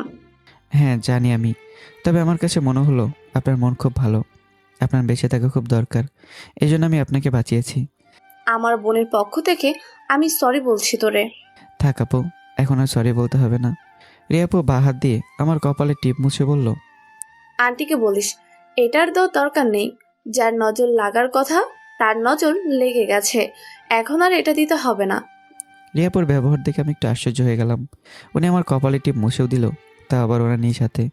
আমার তো বিশ্বাস হচ্ছে না। কিভাবে কি ভাই? কিরে, আমার দিকে তাকিয়ে কি দেখিস? সব সময় তো মাথা নিচু করে রাখতি, আজকে হঠাৎ আমার দিকে এভাবে তাকিয়ে আছিস যে? আমি আবারও মাথা নিচু করলাম। সরি আপু। তোর নাম কি যেন? নামটা না হয় অজানাই থাক আপু, যদি কখনো দরকার হয় বলবেন। এখন আমি ক্লাসে যাই। আমি তোর যেতে বলছি। সরি আপু।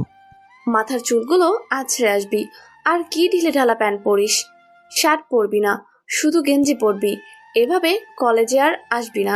আপনি যা বলছেন না, এসব বড় লোকদের জন্য, আমাদের জন্য এটাই পারফেক্ট। আচ্ছা আমি ক্লাসে গেলাম আপু, আপনি থাকেন। আমি ক্লাসের দিকে যাচ্ছিলাম, পেছন থেকে আপু বলল, ক্লাস শেষ হলে আমার সাথে দেখা করবি কিন্তু।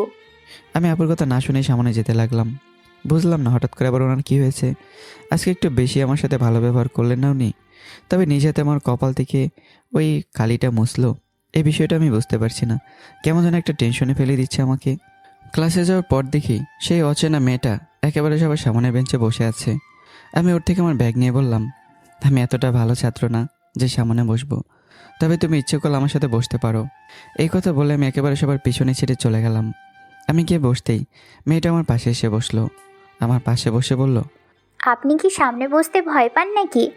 মেয়েটার দিকে তাকিয়ে বললাম, ভয় পাই না, তবে ভালো লাগে না। আমি এবার মেয়েটার দিকে হাত বাড়িয়ে বললাম, তাহলে ফ্রেন্ড হওয়া যায় আপনার সাথে? মেয়েটা আমার সাথে হাত মিলিয়ে বলল, কেন নয়, আর আমার নাম তমা। আর তুই?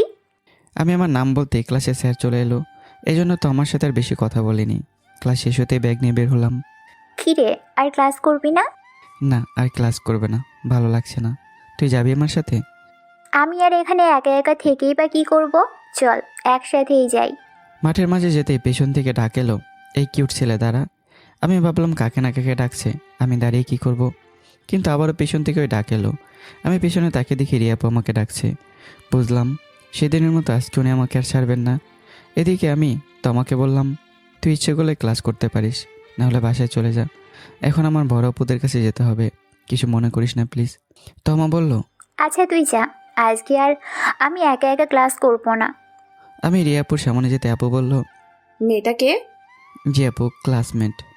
ক্লাসমেট হলেই কি এই মেয়ের সাথে তোর কথা বলতে হবে? ওর সাথে আমি তোরে যেন আর না দেখি। দেখেন আপু, আপনি আমার পার্সোনাল বিষয় নিয়ে কথা বলবেন না। এখন বলেন কি বলতে চান। ফারজানা আপু বলল, লাদেন, আমরা কিন্তু তোর সিনিয়র, বেয়াদবি করবি না। আচ্ছা ঠিক আছে, সরি ভুল হয়েছে আমার। এখন তাহলে বাসায় চলেন আমরা যাই। ফারজানা, তুই বাসায় যা, আমার ওর সাথে একটু কাজ আছে। ফারজানা আপু আর কিছু বললো না, চুপচাপ বের হয়ে চলে গেল। তবে ইশারায় আমাকে কিছু একটা বোঝাতে চেয়েছিল, কী যে বোঝাতে চেয়েছে এটাই তো আমি বুঝলাম না। ফারজানা আপু যাওয়ার পর রিয়া আপু আমার দিকে তাকিয়ে আছে, আমার চোখে চোখ রেখে বলল, আর কখনো আমার মুখের উপর কথা বলবি না। তুই আমার কাছের মানুষ বলে কিছু বললাম না, এখন চল আমার সাথে। রিয়া আপু সামনে যাচ্ছে আর আমি ওনার পেছন পেছন যাচ্ছি। মাঠ পেরোতেই গাড়ির সামনে গিয়ে আপু বলল, ভিতরে বস। আমি দাঁড়িয়ে বললাম, সেই যোগ্যতা এখনও হয়নি আপু, আমি গাড়ির ভিতর বসতে পারবো না। আমি বললাম যাবি না। আপু আমি আপনার গাড়িতে করে যেতে পারবো না।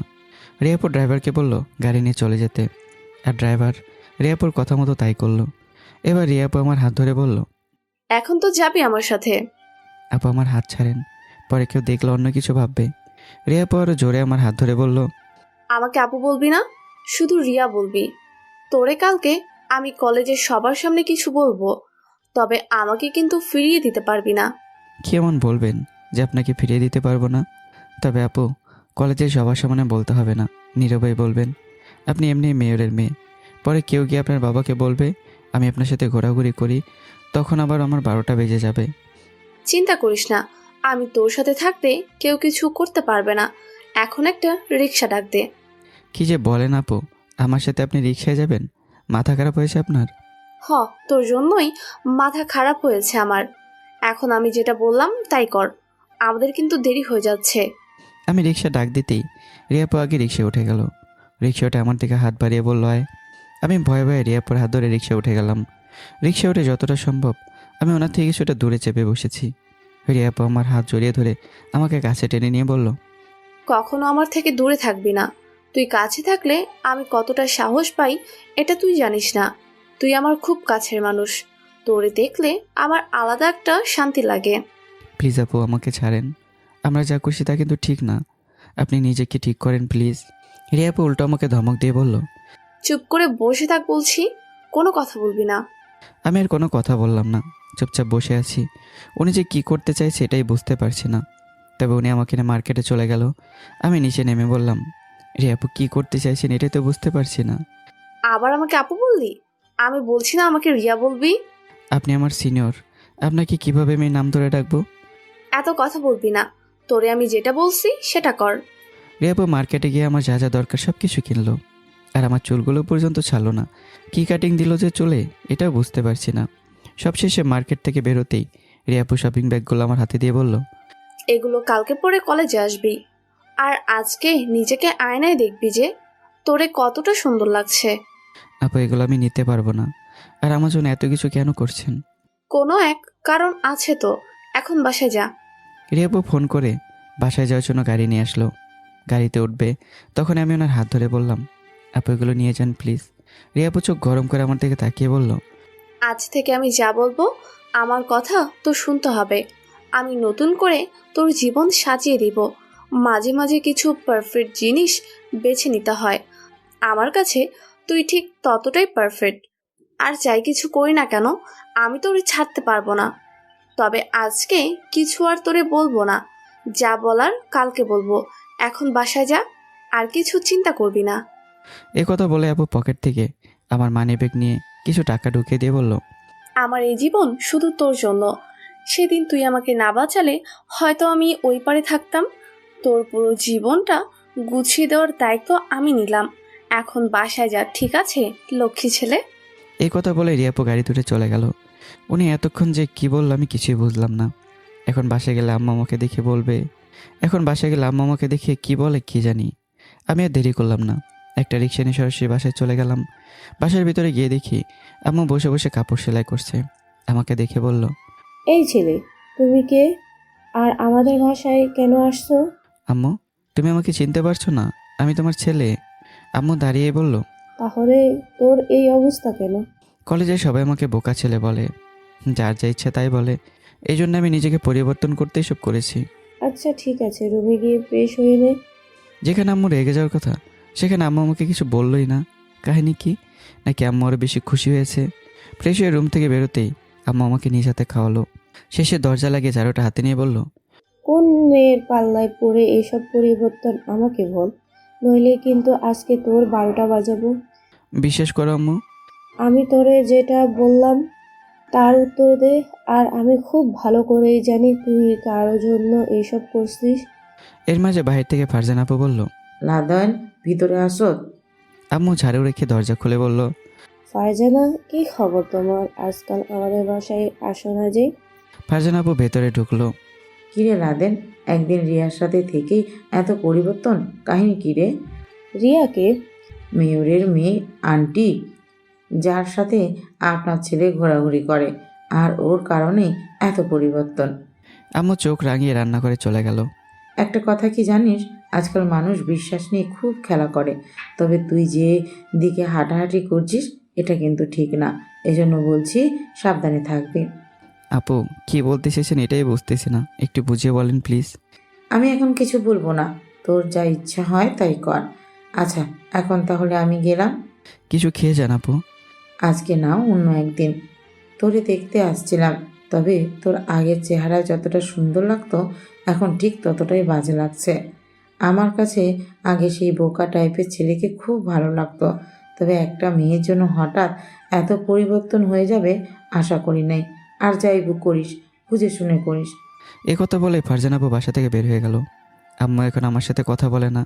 বুঝলাম না আমি আবার কি করেছি উনি আমার সাথে কথা বলে না। সকালে আম্মু কাজে চলে গেল। আমি শত চেষ্টা করলাম আম্মুর সাথে কথা বলতে, কিন্তু আম্মু আমার সাথে কথাই বলবেন না। আমার অপরাধ শুধু এক জায়গায়, যে আমি কেন নিজেকে এতটা পরিবর্তন করছি, তা আবার একটা মেয়ের জন্য। রিয়াপুর দেওয়া কাপড়গুলো পরে আমি আয়নার সামনে চলে গেলাম। চোখে চশমা লাগিয়ে নিজেকে নিজে দেখতে লাগলাম। সত্যি আজকে যে আমাকে অনেক সুন্দর লাগছে। নিজের উপর নিজে ক্রাশ খেলাম। যাক, কলেজের সময় হয়ে গেছে, এখন কলেজে যাই। বাসা থেকে বের হয়ে একটু দাঁড়াতেই ফাহিম চলে আসলো। ফাহিম এসে আমাকে দেখে বলল, তুই কি সত্যি আমার বন্ধু? তোরে দেখে তো আমার বিশ্বাস হচ্ছে না। কেন রে? মানুষ মানেই তো পরিবর্তন। আমি কি পরিবর্তন হতে পারি না? আর যাই বলিস, কি বলবো তোরে, তোর এত পরিবর্তন দেখে আমার সত্যি খুব ভালো লাগছে। তবে আমি মেয়ে হলে তোর সাথে প্রেম করতাম। হয়েছে থাক, তোর আর প্রেম করতে হবে না, এখন চল যাওয়া যাক। কিন্তু আমার মাথায় আসতেছে না যে হঠাৎ করে এত পরিবর্তন হলো কিভাবে। এর মাঝে একটা গাড়ি এসে আমার সামনে থামলো, আর গাড়ির ভেতর থেকে রিয়াপু বেরিয়ে আসলো। রিয়াপু আমাকে দেখে বলল, ও মাই গড, তুই এত সুন্দর! সত্যি আমি তোরে দেখে ক্রাশ খেয়েছি। থাক রিয়াপু, আর মজা করতে হবে না। এখন বলেন সকাল সকাল এখানে কি করেন? দাঁড়া একটু, ফারজানা আসবে। আর এই ছেলেকে? ওর নাম ফাহিম, আমার বেস্ট ফ্রেন্ড বলতে পারেন। ফারজান আপু এসে আমাকে দেখে বলল, তবে এটাও সুন্দর লাগছে না আগের থেকে। থাক আপু, আর বলতে হবে না। এখন তাহলে আমরা যাই, আপনারা আসেন। রিয়াপু আমার হাত ধরে বলল, যার জন্য এখানে আসলাম সে চলে গেলে হবে? এখন গাড়িতে বস, তোর বন্ধুকেও বসতে বল, আজকে এক জায়গায় যাব। আমি তো আগে আপনাকে বলেছি। রিয়াপু আমার চোখের দিকে তাকিয়ে বলল, আমার জন্য আজকে গাড়িতে বস, আর কখনো বলবো না, প্লিজ প্লিজ প্লিজ। আপুর কথা আর ফেলতে পারলাম না। ফাহিমকে নিয়ে গাড়িতে বসে গেলাম। ফাহিম আমার কানে কানে বলল, মামা, কাহিনী কি বলতো? আর এই মেয়েকে? আরে ও হলো মেয়রের মেয়ে। কেন, তোর মনে নেই? ও কি করতে চাইছে তাই বল। আমি কিভাবে জানবো? আগে দেখি তুই কি হয়। আমাদের সবাইকে নিয়ে একটা পার্কে যাওয়া হলো। পার্কের সামনে যেতে রিয়াপু বলল, তোরা দাঁড়া, আমি টিকিট নিয়ে আসছি। রিয়াপু যেতেই একজন মুরব্বী আমার সামনে দাঁড়ালো, আর আমার কপালে হাত দিয়ে বলল, যেই আগুন পূর্বী একেবারে ছাই হয়ে যাবি, সব কিছু হারিয়ে একদম একা হয়ে যাবি। এখনও সময় আছে, এখান থেকে পালা বলছি। যদি বাঁচতে চাস তো চলে যা। ওই মেয়েটা সব কিছু ধ্বংস করে দেবে, তোর জীবন বরবাদ করে দেবে। তুই এখান থেকে চলে যা। ফাহিম মুরব্বী চাচাকে কয়েকটা টাকা দিয়ে বলল, আপনি যান তো এখান থেকে, আমাদের বিরক্ত করবেন না প্লিজ। মুরব্বী চাচা হাসি দিয়ে বলল, আমি তোর ধ্বংস দেখতে পারছি, আমার কথা তো শুনলি না? একদিন বুঝবি আমি কি বললাম। আমি ওনাকে একরকম পাগল বলে বিদায় করে দিলাম। এর মাঝে রিয়া এসে বলল, চল সবাই ভিতরে, টিকিট হয়ে গেছে। আপু কলেজ রেখে আজকে এখানে কেন? আমি তোরে বলছি না আমাকে আপু বলবি না, এখন ভিতরে চল। কথা বলে রিয়া আপু আমার হাত ধরলো। ফারজান আপুর ফাহিম শুধু আমাদের দিকে তাকিয়ে আছে। ওরা বুঝতে পারছে না রিয়া আপু আমার সাথে কি করতে চাইছে, আর ওরা বুঝবে কি? আমি নিজেও তো বুঝতে পারছি না আমার সাথে কি করতে চাইছে। আমরা একটু ভেতরে যেতেই রিয়া আপু একটা ফুলের তোড়া নিয়ে আমার সামনে হাঁটু গেড়ে বসে বলল, আমি শুধু এখানে আসছি তোরে বিয়ের প্রপোজাল দিতে। আমি অন্যদের মতো বলবো না আমি তোরে ভালোবাসি। আমি শুধু এটাই বলবো যে আমাকে বিয়ে করবি তুই। হ্যাঁ, আমি মেয়রের মেয়ে, তাই বলে কি আমার মন নেই? আমারও তো মন আছে কাউকে পছন্দ করার। আমার মনে তোরে ধরছে, আমার শুধু তোরেই চাই, আর কিছু লাগবে না। আমার এসব গাড়ি বাড়ি কিছুই লাগবে না। তুই যেভাবে রাখবি আমি সেভাবেই থাকবো। শুধু আমাকে তোর বউ করে নে। আমি জানি তুই আমাকে ফিরিয়ে দিবি না, আর আমি তোর জন্য সব কিছু করতে রাজি। আমাকে তোর বউ বানাবি? তোর বউ হতে খুব ইচ্ছে আমার। বানাবি আমাকে তোর বউ? একবার শুধু বল আমাকে, আমি তোর অপেক্ষায় বসে আছি। আমি কি যে বলবো এটাই বুঝতে পারছি না। হঠাৎ করে রিয়া আপু এমন কিছু বলবে আমি বুঝতেই পারিনি। আর রিয়া আপু কি আমার সাথে মজা করছে নাকি এটাও বুঝতে পারছি না। ফাহিম আমার কাছে এসে আমার কানে কানে বলল, মামা রাজি হয়ে যাও, মেয়ের বাবা কিন্তু এখানকার মেয়র, সারা জীবন কোনো কাজ করতে হবে না, বসে বসে খেতে পারবি। একবার শুধু রাজি হয়ে যাও। আর মেয়ে তো ভালোই আছে, দেখতে শুনতে এতটাও খারাপ না। মামা রাজি হয়ে যা বলছি, কোনো কিছু চিন্তা করিস না। আমি এবার ফারজান আপুর দিকে তাকালাম, তবে ফারজান আপু আমাকে কিছু বলল না। উনি হয়তো কিছুটা অবাক হয়েছে।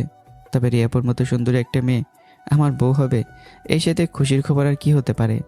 আমি কাঁপা কাঁপা হাতে ফুলের তোড়াটা হাতে নিলাম, আর রিয়াপু দাঁড়িয়ে আমাকে শক্ত করে জড়িয়ে ধরে বলল, আমি জানতাম তুই আমাকে গ্রহণ করবি। দেখিস আমি তোরে কতটা যত্নে রাখি। খুব খুব ভালোবাসবো তোরে। আমি লজ্জা পেয়ে বললাম, আচ্ছা হয়েছে ম্যাডাম, এখন ছাড়েন আমাকে, মানুষ কিন্তু আমাদের দেখছে, লজ্জা লাগছে আমার। রিয়া উল্টো আর শক্ত করে জড়িয়ে ধরে বলল, আমি আমার জামাইকে জড়িয়ে ধরছি, তাতে কার কি? হ্যাঁ, হঠাৎ করে আমি দূরে দিয়ার মতো কাউকে দেখতে পেলাম। এই জন্য আমি তাড়াতাড়ি রিয়াকে ছেড়ে দিলাম। রিয়াকে ছেড়ে দাঁড়িয়ে বললাম, তোমার বোন এদিকে আসছে দেখো। এটা বলতে না বলতে দিয়া আমাদের সামনে এসে রিয়াকে বলল, আপু তোর এখানে কি করিস? কলেজে গেলি না যে আজকে? দিয়ার কথা শুনে বললাম, আমরা ঘুরতে এসেছি এখানে, চাইলে তুমি আমাদের সাথে জয়েন করতে পারো। দিয়া মুখ বাঁকিয়ে বলল, আমার এত ইচ্ছে নাই যে আপনাদের সাথে ঘোরাঘুরি করার। তাছাড়া আমি রাস্তার ছেলেদের ঘৃণা করি। নতুন শার্ট প্যান্ট পরে পরিবর্তন হলে কি হবে? গরিব তো গরিবই থাকে। রিয়া দিয়াকে ধরে নিয়ে চলে যাচ্ছে, আর আমাদের বলল আমরা যেন কলেজে চলে যাই। রিয়া যেতেই আমি বললাম, জানিস ফাহিম, এই দিয়া আমাকে অপহরণ করেছিল, আমি এর প্রতিশোধ নেব একদিন। ফারজান আপু বলল, চল হেঁটে হেঁটে কথা বলি।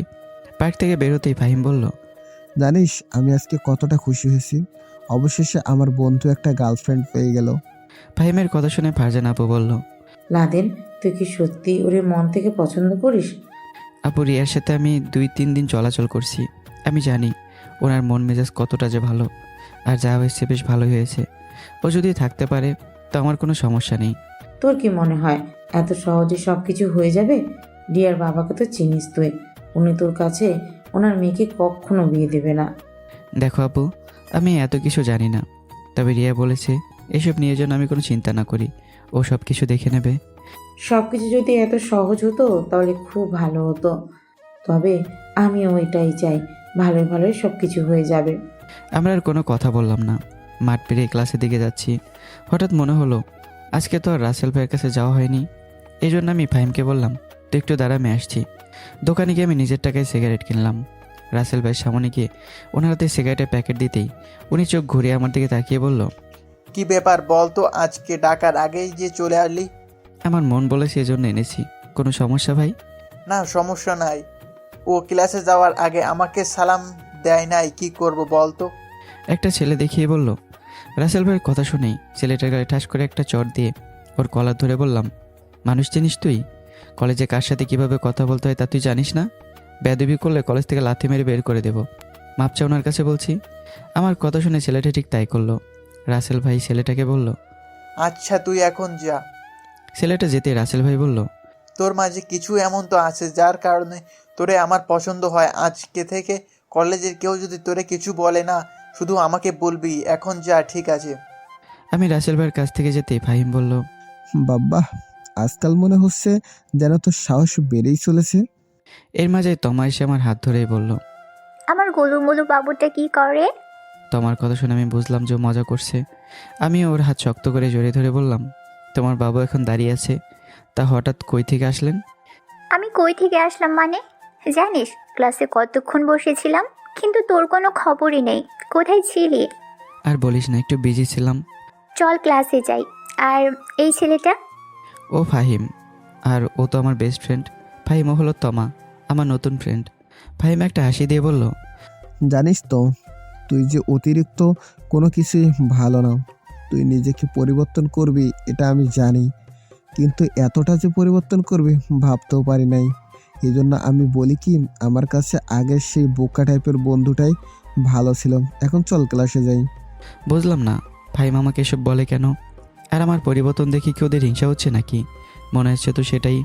ওরা চায় যে আমি সারা জীবন বোকা হয়েই থাকি, কিন্তু না না, আমি তো সেটা হতে দেব না। নিজের পরিবর্তন হওয়া খুব দরকার। মানুষের ফালতু কথার কতদিন শুনবো? ক্লাসের ভেতর চলে যাচ্ছি, তখনই পেছন থেকে রিয়া ডেকে বলল, লাদেন দাঁড়াও তো। রিয়াকে দেখে আমি দাঁড়িয়ে গেলাম। তখন ফাহিম বলল, আজকে যে তুই আর ক্লাস করতে পারবি না এটা আমি খুব ভালো করেই জানি। আমি এখন গেলাম, তুই থাক। এ কথা বলেই ফাহিম চলে গেল। তা আমার ইশারা করে বলল, কাহিনী কি রে? পরে তোরে বলবো, এখন তুই ক্লাসে যা, ঠিক আছে? রিয়া এসে আমার হাত ধরে আমাকে টেনে মাঠে নিয়ে গেল আর বলল, তোরে কতবার বলছি এই মেয়ের সাথে যেন তোরে না দেখি। আমি রিয়ার চোখের দিকে তাকিয়ে বললাম, আমার এই এক মনে তো শুধু তুমি, তুমি ছাড়া আমার কে আছে বলো? রিয়া একটু লজ্জা পেয়ে বলল, এভাবে তাকিয়ে দেখবি না আমাকে, আমার লজ্জা করে না? তা ম্যাডাম, এখন তো আমার ক্লাসে যেতে হবে নাকি? আজকে মনে হয় আমার একটা পরীক্ষা আছে। আরে রাখো তোমার পরীক্ষা, আজকে আর পরীক্ষা দিতে হবে না। আর পড়াশোনা করে কি করবে? আমার বাবার টাকা কম আছে? আমার নামে 5টা বাসা আছে, সবগুলো তোমাকে আমি দিয়ে দিব, কারণ তুমি তো আমার একমাত্র স্বামী। রিয়ার কথা শুনে মনে মনে বললাম, আসলে এত পরিশ্রম করে কী লাভ? তার চেয়ে বরং ওকে আমি বিয়ে করে নেই। ওর বাবার তো টাকা পয়সা কম নেই, আর রিয়ার যা কিছু আছে সব তো আমারই। ভাবতে আমার কতটা যে ভালো লাগছে তা বলার বাহিরে। আর রিয়ার হাত ধরেই বললাম, সত্যি কথা বলছো তো তুমি? আরে আমার সবকিছু তো তুমি। আমি কি তোমার সাথে মিথ্যে কথা বলতে পারি? আমার অনুভবে তুমি, আমার চিন্তা ভাবনায় তুমি, আমার প্রতি মুহূর্তে চলার পথের সাথী তুমি, আমার ঘুমের মাঝে জড়িয়ে ধরে রাখা পুরুষটা তুমি, ঝগড়া করার জন্যও তুমি, ভালোবাসার জন্য তুমি, এর হৃদয়ে তুমি, প্রতি ঘন্টা প্রতি মিনিট জুড়ে তুমি, রাস্তায় হাত ধরে চলার মানুষটা তুমি, আমার পাশে সুন্দর সুপুরুষ তুমি, সব কিছুতেই তুমি, শুধু তুমি আর তুমি। এখন বলো তোমাকে ছাড়া কি করে বাঁচবো আমি? রিয়ার হাত ঠোঁটের কাছে নিয়ে এসে আলতো করে একটা চুমু দিয়ে বললাম, এভাবে বলবে না, না হলে আমি পাগল হয়ে যাব। আমি চাই তুমি পাগল হয়ে যাও, আর আমি তোমার পাগলি হতে চাই, যেন আমাদের দেখে সবাই এক বাক্যে বলতে পারে, দেখ বিশ্ব প্রেমিক প্রেমিকা আসছে। আমি শুধু তোমাতেই মগ্ন হতে চাই, আমার শাড়ি ধরে রাখার অধিকার শুধু তোমাকে দিতে চাই, আমার শরীরের যেন প্রতিটি মুহূর্তে তোমার ছোঁয়া পাই। তুমি আমার সব কিছু, তুমি আমার জনম জনম ভালোবাসা। রিয়ার মুখে হাত দিয়ে চেপে ধরে বললাম, হয়েছে ম্যাডাম, আর কিছু বলতে হবে না। আমি তো আপনার জন্য এমনি পাগল হয়ে গেছি। এখন তো আপনাকে এক নজর না দেখতে আমি থাকতে পারবো না। হয়তো আপনি আমার সিনিয়র, এরপরও আমি শুধু আপনাকেই চাই। বউ হবেন আমার সাথে গরিবের বাড়িতে থাকতে পারবেন তো? রিয়া আমার গলা জড়িয়ে ধরে বলল, গরিব ঘরে থাকবো কেন? আমার কি কম আছে নাকি? আমার যা কিছু আছে সব কিছু শুধু তোমার, বুঝলে? এখন চলো আমরা বাসায় যাই। আগে ছাড়েন আমাকে। আমার কথা শুনে রিয়া আমাকে ছেড়েই বলল, তো চলো এখন। আরে বাবা, এখন আমি বাসায় তোমাকে নিয়ে যেতে পারবো না। আমার আম্মু কতটা রাগী মানুষ, তুমি হয়তো এটা জানো না। আরে তোমার বাসায় যাব না তো এখন, আমাদের বাসায় চলো। তোমার সাথে আমাকে দেখলে তোমার বাবা আমাদের অবস্থা খারাপ করে ফেলবে।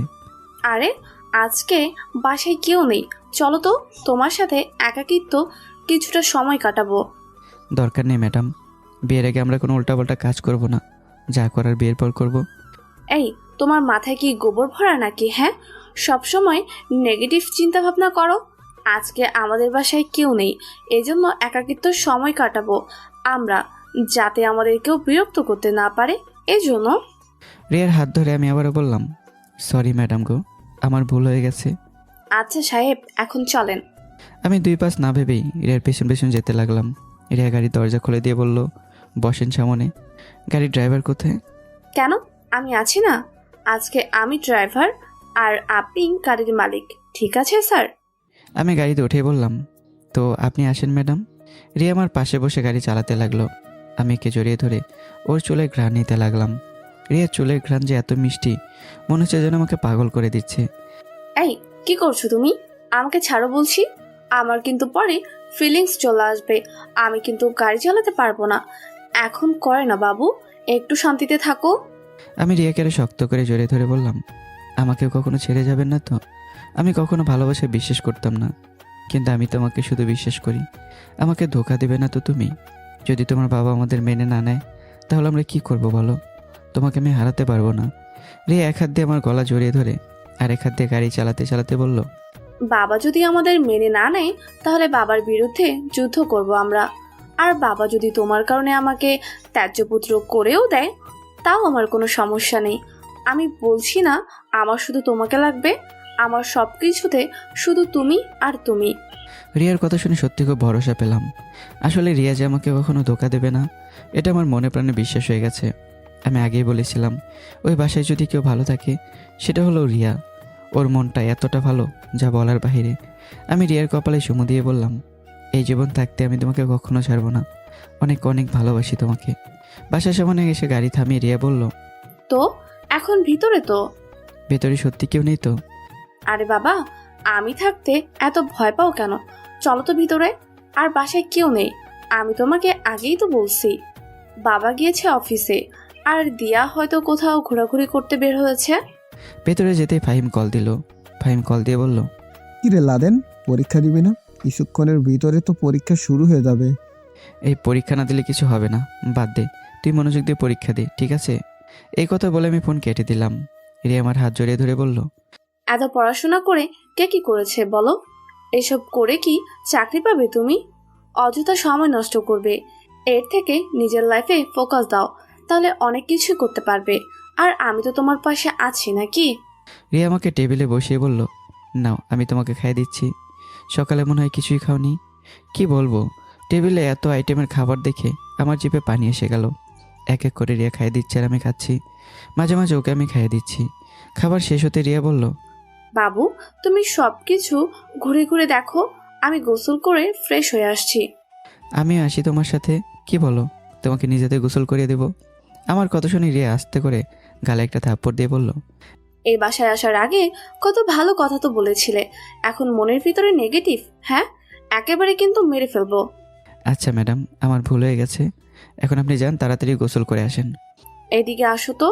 রিয়া আমার মাথা টেনে ও ঠোঁটের সাথে আমার ঠোঁট চেপে ধরলো। কিছুক্ষণ পর ছেড়ে দিয়ে বলল, এখন লক্ষ্মী ছেলের মতো বসে থাকো, ঠিক আছে বাবু? আমি একটু গোসল করে আসি। আচ্ছা ম্যাডাম, ঠিক আছে, তাড়াতাড়ি করেন। তবে মাঝে মাঝে একটু কিস টিস খাওয়াবেন, তাহলে মন প্রাণ সব কিছু ভালো থাকবে। আপনার ঠোঁটে যে এত মিষ্টি আছে, এটা আমি জানতামই না। এই মিষ্টি খাওয়ার জন্য হলেও তো প্রতিদিন একবার আপনার কাছে আসতে হবে, my dear senior madam. Riya হাসতে হাসতে রুমের ভিতর যেতে যেতে বলল, আমিও তো এটাই চাইছিলাম গো, আমার বাবুর আব্বু। রিয়া ভেতরে যাওয়ার পর আমি একা একা বসে আছি। একা একা বসে থাকতে ভালো লাগছে না, এই জন্য ঘুরে ঘুরে ওদের বাসা দেখছি। হঠাৎ করে রিয়ার বাবার একটা ছবি দেখলাম, এই জন্য ভাবলাম এটাই হয়তো রিয়ার বাবার রুম। আমি আনমনে ওনার রুমে ঢুকে গেলাম। বাবা, কি উন্নত আকারের রুম! এখানে যা জিনিসপত্রগুলো আছে সবগুলোই মনে হচ্ছে খুব দামি দামি। হঠাৎ করেই দেয়ালে আমার একটা ঘড়ির ওপর নজর পড়ল। কি আশ্চর্যভাবে ঘড়ির কাঁটা ঘুরছে, মনে হচ্ছে যেন এর ভিতরে কোনো রহস্য লুকিয়ে আছে। আমি ঘড়ির কাছে গিয়ে ওটার উপর হাত রাখলাম, কিন্তু মনে হচ্ছে যেন ওটা আমাকে ভেতরে টানছে। আমি জোরে হাতটা টান দিলাম, কিন্তু ঘড়ির সাথে মনে হচ্ছে আমার হাতটা আটার মতো আটকে গেছে। জোরে একটা টান দিতেই হাতটা বেরিয়ে আসলো আর আমাকে আশ্চর্য করে দিয়ে ফ্লোরের নিচে গোপন একটা সিঁড়ি ভেসে আসলো। দেখে তো আমি বোকা হয়ে গেলাম। এটা আবার একটা ঘর মনে হচ্ছে, রিয়ার বাবার বানানো। আমি নিচের ঘরে কি আছে দেখতে সিঁড়ি বেয়ে নিচে নেমে যাচ্ছি। নিচে যেতে আমার চোখ কপাল উঠে গেল। দুইটা জ্যান্ত মানুষের মাথা শরীর থেকে আলাদা হয়ে পড়ে আছে আর নিচে রক্তে লাল হয়ে আছে। ভয়ে তো আমার শরীর ঘামে ভিজে যাচ্ছে। এখানে এসব কি? আমার এতটা পরিমাণে ভয় আর কখনো লাগেনি। হঠাৎ মনে হলো যেন ওপর থেকে একটা রক্তের ফোঁটা আমার উপরে এসে পড়লো। উপরে তাকিয়ে দেখি একটা মানুষের দেহ টানানো আছে আর শরীর থেকে চামড়া আলাদা করা হয়েছে। আমি দৌড়ে উপরে চলে গেলাম। ঘড়ির মাঝে হাত রেখে টান দিয়ে আবারও হাত নিয়ে আসতেই গোপন দরজা বন্ধ হয়ে গেল। ভয়ে আমার পুরো শরীর ঘেমে যাচ্ছে। মনে হচ্ছে যেন প্যান্ট ভিজে যাবে আমার। কি দেখলাম আমি এসব? একজন মানুষ আরেকজন মানুষকে কিভাবে মারতে পারে? আমার শরীরের যেন কাঁপুনি সৃষ্টি হয়ে গেল। হঠাৎ করে বাইরে রিয়ার কণ্ঠ শুনলাম। তাড়াতাড়ি বের হয়ে বললাম, হ্যাঁ রিয়া বলো। রিয়া আমার কাছে এগিয়ে এসে বলল, কোথায় ছিলে? এই তো বাসাটা ঘুরে ঘুরে দেখছিলাম। রিয়া আমার কপালে হাত দিয়ে বলল, তোমার মাথা থেকে ঘাম বেরোচ্ছে কেন? কি হয়েছে বলো তো? কিছু হয়নি তো রিয়া, আমি এখন বাসায় যাব, তোমার সাথে পরে কথা হবে। রিয়া আমাকে পেছন থেকে ডাকছে, কিন্তু আমি ওর ডাক না শুনে দরজা দিয়ে বের হয়ে যাচ্ছি। ভয়ের চোটে এখন আমার কিচ্ছু ভাল লাগছে না। বাসায় গিয়ে ল্যাপ মুড়িয়ে শুয়ে আছি। আম্মা আমার অবস্থা দেখে বোকা হয়ে গেছে। আম্মু চুপচাপ শুধু আমার অবস্থা দেখছে। বিছানায় শুয়ে কখন যে ঘুমিয়ে গেলাম বলতেই পারি না। ঘুম থেকে উঠে দেখে রিয়া আমার পাশে বসে আছে। রিয়াকে দেখে আবার ওর বাবার কথা মনে হয়ে গেল। তবে হঠাৎ করে মনে হলো যেন আমি হাত পা নাড়াতে পারছি না। শরীর যে আমার কতটা খারাপ লাগছে বলার বাহিরে। রিয়া আমার মাথার পাশে বসে শুধু কান্না করছে আর বলছে, হঠাৎ করে তুমি এতটা অসুস্থ হয়ে গেলে কিভাবে? জান, আমি সেই কখন থেকে তোমার পাশে বসে আছি। রিয়ার কান্না দেখে আমার খুব খারাপ লাগছে।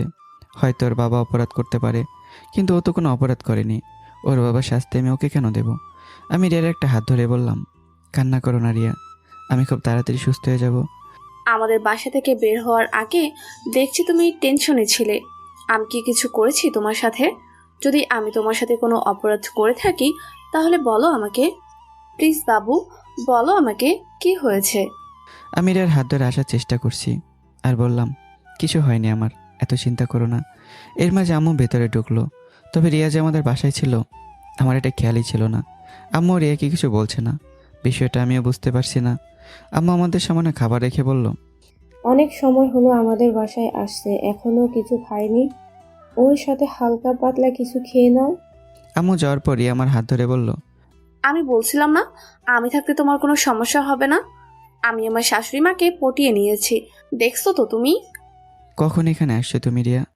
তুমি আমাদের বাসা থেকে চলে আসার পরেই আমিও এখানে চলে আসছি।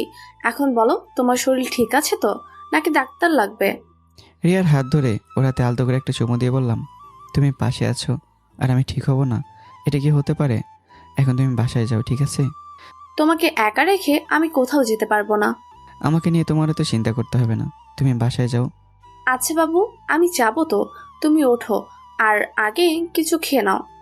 আমার এখন খেতে ইচ্ছে করছে না। এভাবে বলবে না কিন্তু, কিছু না খেলে তুমি সুস্থ হবে কি করে? কি আর করার, রিয়ার জোড়াজোড়িতে হালকা কিছু খেয়ে নিলাম। তবে রিয়ার বাবার গোপন ঘরের দৃশ্য আমার চোখের সামনে ভাসলেই আমার এখনও কলিজায় পানি শুকিয়ে যায়। রিয়া যাওয়ার পর আম্মু আমার রুমে এসে আমার পাশে দাঁড়িয়ে বলল, তরে কি মনে হয় সবকিছু এত সহজেই হয়ে যাবে? বুঝলাম না আম্মু, তুমি কি বলছো? মেয়েটার কাছ থেকে আমি সবকিছু শুনেছি। বাবা ওর বড়লোক মানুষ, ওদের পাল্লায় পড়ে তুই পরে বড় সমস্যায় পড়ে যাবি। তোর এখনো ভালো করে বোঝার বয়স হয় নাই। বাবা বুঝে শুনে আগুনে হাত দিবি না, পরে হাত পুড়তে গিয়ে দেখে যাবে পুরো শরীর পুড়ে ছাই হয়ে গেছে।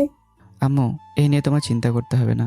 রিয়ার সাথে আমার কথা হয়েছে, আর মেয়ে যদি আমার পক্ষে থাকে তাহলে কি আমার কাউকে দরকার আছে বলো? আম্মু আমার মাথায় হাত দিয়ে বলল, বাবা তুই যা ভালো বুঝিস তাই কর, তবে তুই আমার সন্তান। কোনোদিন যদি তোর সাথে কিছু হয় সেই জায়গায় তোরে বাঁচিয়ে আমি আমার নিজের জীবন দিয়ে দেব। আম্মুর কথা শুনে আমার চোখ দিয়ে পানি পড়তে লাগলো। আম্মুকে জড়িয়ে ধরে বললাম, এভাবে বলবেন না আম্মু, আপনি আপনি ছাড়া আমার কি আছে বলেন? আমার জন্য এত কিছু করছেন আপনি, আর আমি আপনাকে যেতে দেবো মনে হয়?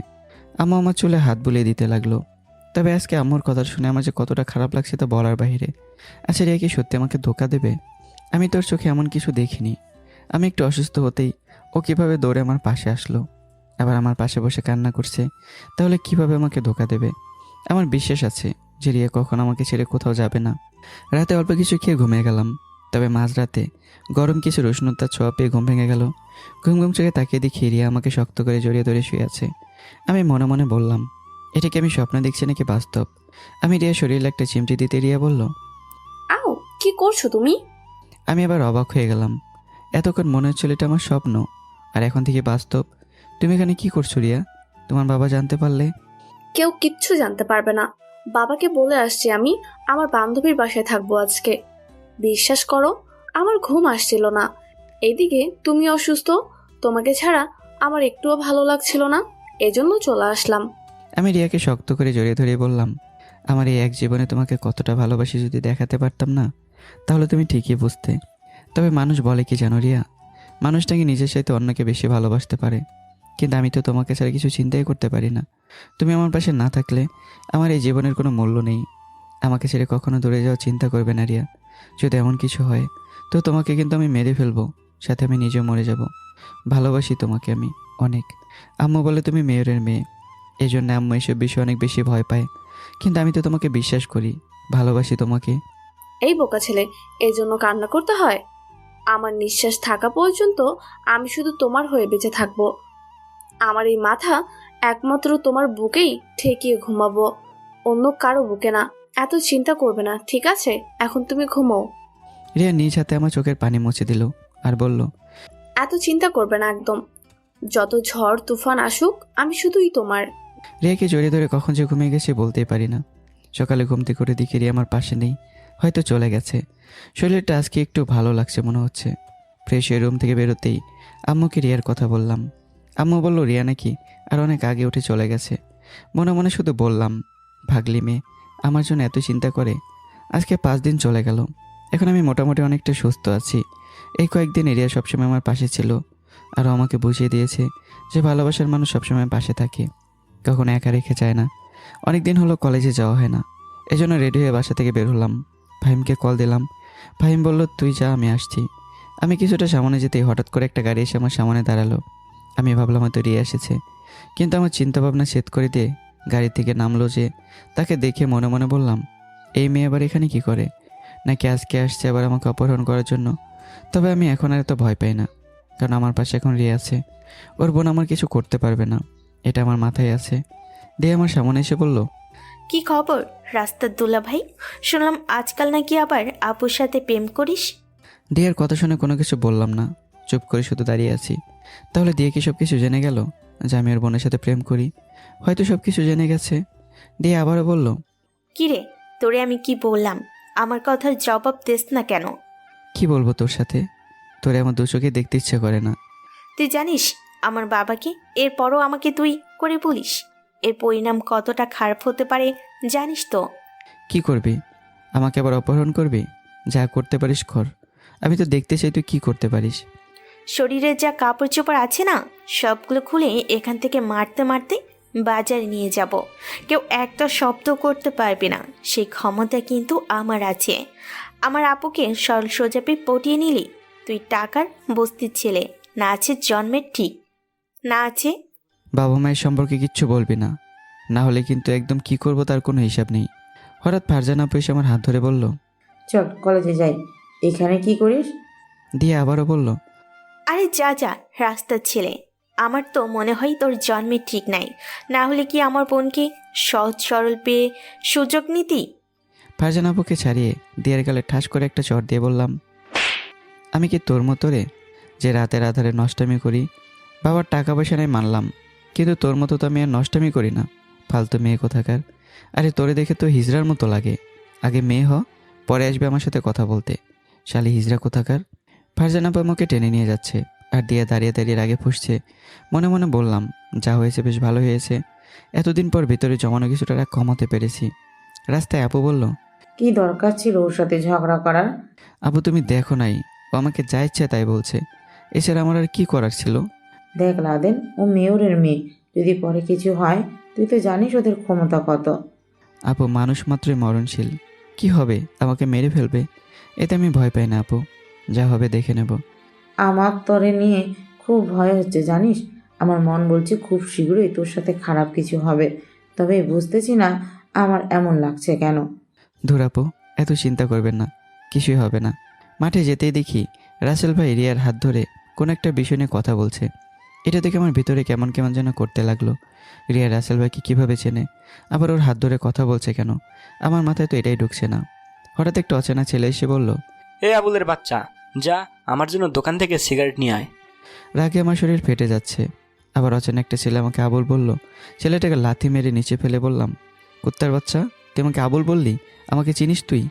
এক প্রকার ছেলেটাকে মাটিতে ফেলে ইচ্ছে মতো মারতে লাগলাম। রাসেল ভাই দৌড়ে এসে আমাকে ধরে বলল, কি হয়েছে আমাকে বল, হঠাৎ করে এত রেগে গেলি কেন? রাসেল ভাইয়ের কথায় কিছুই বললাম না, শুধু রিয়ার দিকে একবার তাকিয়ে ক্লাসের দিকে হাঁটা দিলাম। রাসেল ভাই আমাকে পেছন থেকে ডাকছে, কিন্তু আমি শুনিনি। সরাসরি ক্লাসে চলে আসলাম। ক্লাসে আসার পর তমা একটা কাগজ নিয়ে আমাকে বাতাস করতে করতে বলল, কি হয়েছে স্যার? হঠাৎ এত রেগে যাওয়ার কারণ কি? তোমার দিকে তাকিয়ে কোনোভাবে নিজেকে কন্ট্রোল করলাম আর বললাম, কখন আসলি? এসেছি মাত্র, আর এসেই দেখি তুই। বাদ দে, ফাহিম কই? দেখি নাই, এখনো ক্লাসে আসে নাই। ও, আমাকে একটা হেল্প করে দিবে প্লিজ? আমি একা একা যেতে ভয় পাচ্ছি। আচ্ছা বল কি হয়েছে? একটু মার্কেটে যাব, আমার সাথে যাবি একটু? ক্লাস করতে হবে যে এখন। আরে চল না একদিন আমার জন্য, আজকে ক্লাস না করলে কিছু হবে না। আচ্ছা ঠিক আছে চল। তোমাকে নিয়ে ক্লাস থেকে বের হতেই দেখি আবারও রিয়া রাসেল ভাইয়ের সাথে কথা বলছে। এটা দেখে আমার রাগ একদম মাথায় উঠে গেল।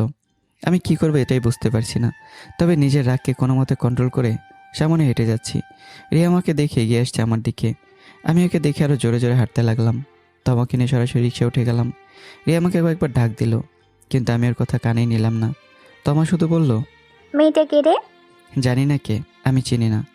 আমি জানি কে, তবে গার্লফ্রেন্ডের সাথে এত রাগ করতে নেই, রাগ না করে মানিয়ে নে। দেখ, তুই আর এই বিষয়ে কোনো কথা বলবি না, রাগ কিন্তু মাথায় আছে বলে দিলাম। আচ্ছা বাবা, সরি। তোমাকে নিয়ে মার্কেটে চলে গেলাম। ওর যা যা কেনার দরকার সব কিছু নিয়ে মার্কেট থেকে বেরোতেই দেখি রিয়া দাঁড়িয়ে আছে। রিয়াকে দেখে তমা বলল, আপু, আমি সব কিছু জানি, আপনি ওর গার্লফ্রেন্ড হন। আমাকে নিয়ে আবার সন্দেহ করবেন না, ঠিক আছে? আমি গেলাম, আপনারা থাকুন। এ কথা বলে তমা চলে গেল। তমা যেতেই রিয়া গাড়ির দরজা খুলে দিয়ে বলল, ভেতরে বসো বলছি। তুই যা তোর গাড়ি দিয়ে, আমি যাব না। রিয়া জোর করে টেনে আমাকে গাড়ির ভিতরে বসিয়ে দিল। ও এক হাত দিয়ে ড্রাইভিং করছে আর হঠাৎই কান্না করে বলল, রাসেল আমার বাবার বন্ধুর ছেলে, বড় ভাইয়েরও মতো, এজন্য ওর সাথে আমি একটু কথা বলছিলাম। আর বিশ্বাস করো, ও আমার বড় ভাই, এখানে অন্য কিছু নেই। আর এটা দেখে যে তুমি এভাবে রেগে যাবে আমি ভাবতেও পারি নাই। মনে মনে বললাম, এই যা, রাসেল ভাইয়ের বড় ভাইয়ের মতো। আর আমি কি উল্টাপাল্টা চিন্তা করলাম। ধুর, এখন তো নিজের উপর নিজেরই রাগ হচ্ছে। রিয়া আবারও বলল, মাফ করে দাও আমাকে, আর আমি তো কোনো ভুল করি নাই। রিয়া চোখের পানি মুছে দিয়ে বললাম, মাপ তো আমার চাওয়ার দরকার। আমি না জেনে বুঝে ভুল করেছি, কিন্তু তুমি আমাকে সব আগে বলবে না? আর আমি সেটা তোমার শরীরে কেউ টাচ করুক এটা আমি চাই না, এমনকি তোমার হাত পর্যন্ত কেউ ধরতে পারবে না আমার সামনে। রিয়া আমার দিকে তাকিয়ে বলল, সরি বলছি তো, আর হবে না, মাফ করে দাও প্লিজ। আর তুমি যে আমার সামনে ওই মেয়েকে নিয়ে আসছো, আমার খারাপ লাগে নাই বুঝি? আচ্ছা বাবা, যা হয়েছে সব কিছুর জন্য সরি। হ, তোমার বেলায় সরি, আর আমার বেলায়? তুমি কি এখন আমার সাথে ঝগড়া করতে চাইছো রিয়া? আচ্ছা বাবু, এখন সব বাদ। তবে আজকে কলেজে তোমার রাগ দেখে আমিই ভয় পেয়ে গিয়েছি। তোমার চোখ দেখে মনে হচ্ছিল যেন আগুন বের হচ্ছে। কতটা যে ভয় পেয়েছি আমি বলার বাহিরে। রাগ করবো না তো কি করব? তুমি একটা ছেলের সাথে। আচ্ছা সরি বলছি তো আমি। আমি রিয়াকে জড়িয়ে ধরে বললাম, আচ্ছা ঠিক আছে, বাদ দাও এসব কথা। রিয়া আমাকে বলল, তোমাকে কিছু বলতে চাই আমি, শুনলে তুমি খুব খুশি হবে। ঠিক আছে বলো শুনি। রিয়া আমার দিকে তাকিয়ে বলল, সামনের শুক্রবারে আমার আম্মু লন্ডন থেকে আসছে। তোমার আম্মা আবার লন্ডনে থাকে নাকি? কেন, তুমি মনে হয় জানো না যে আমার আম্মু হলো লন্ডনী আর বাবা বাংলাদেশি? কি বলো এসব? আরে হ্যাঁ, সত্যি কথা।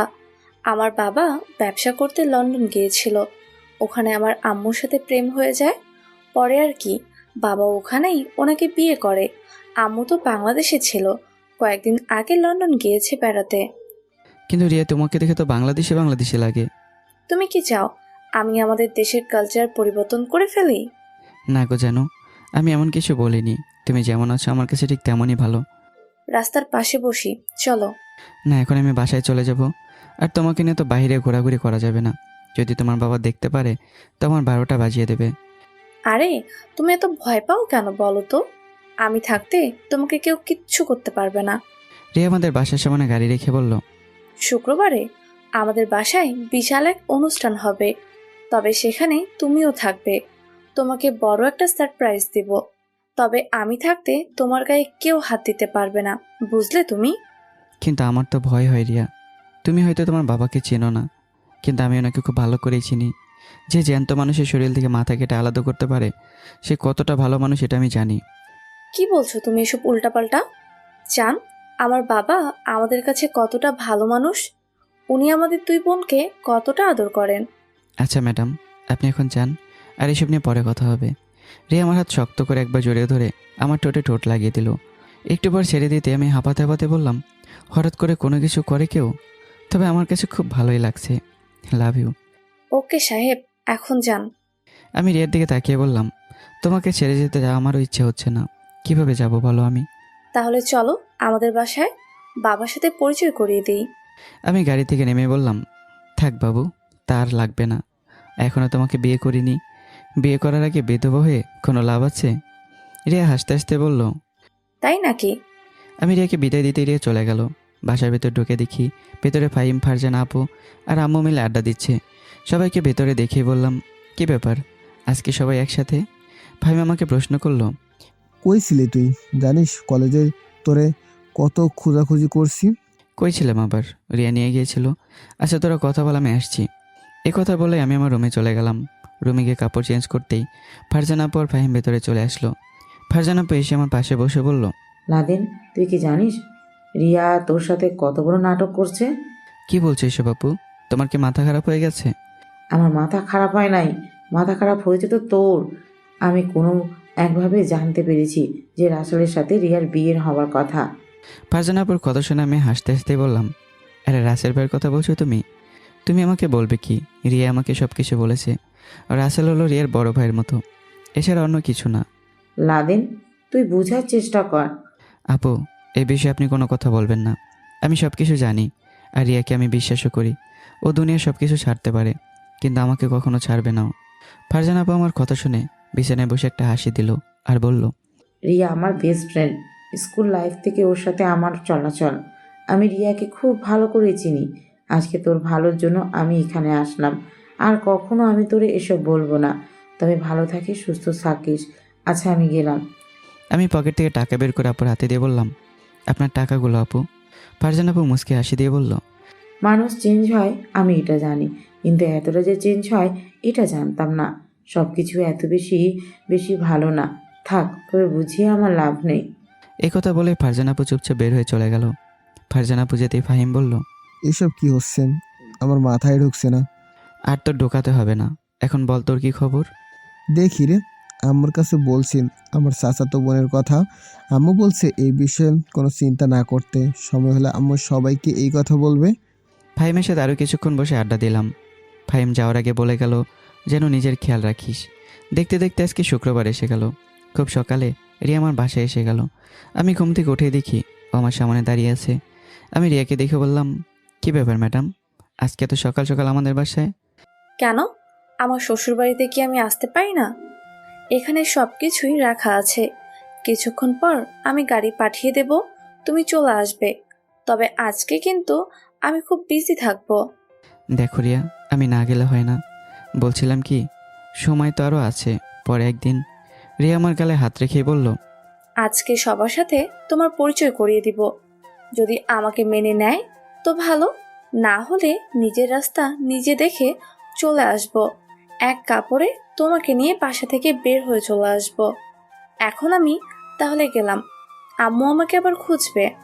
রিয়ার হাত ধরে আবারও বললাম, আমি না গেলে হয় না। জানো আমার যে আজকে কতটা ভয় লাগছে। রিয়া আমার পাশে বসে বলল, কিছু বলবে না, আমি আছি না তোমার পাশে। আমি থাকতে তোমাকে কেউ কিচ্ছু করতে পারবে না। Love you baby. রিয়া চলে যাওয়ার পর আমি শুয়ে শুয়ে চিন্তা করছি, এখন আমি কি করব? আচ্ছা রিয়ার বাবাকে আমাকে ছেড়ে দেবে? আমি কি সহজেই রিয়াকে নিয়ে চলে আসতে পারবো? হয়তো রিয়ার বাবা এটা হতে দেবে না। আমি সব কিছু সহজ মনে করছি, কিন্তু তা এতটা সহজে হবে বলে মনে হচ্ছে না।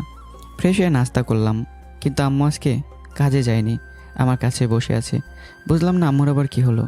আম্মুকে কিছু জিজ্ঞাসা করলাম না, তবে আম্মু আমাকে কিছু বলতে চেয়েছিল। আমি রুমে গিয়ে রেডি হয়ে নিলাম।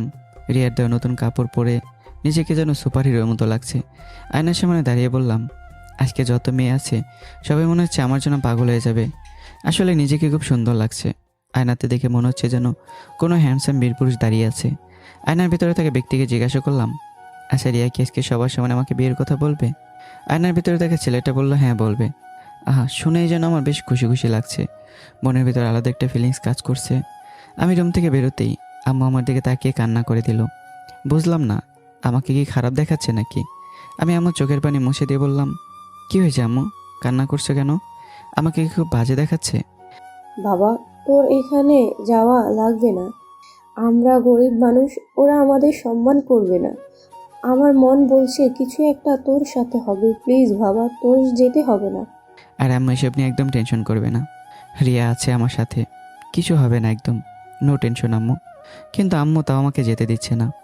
আম্মুকে 2 পাঁচ বুঝিয়ে বাসা থেকে বের হলাম। বাসা থেকে বেরোতেই দেখি বাসার সামনে গাড়ি দাঁড় করানো আছে।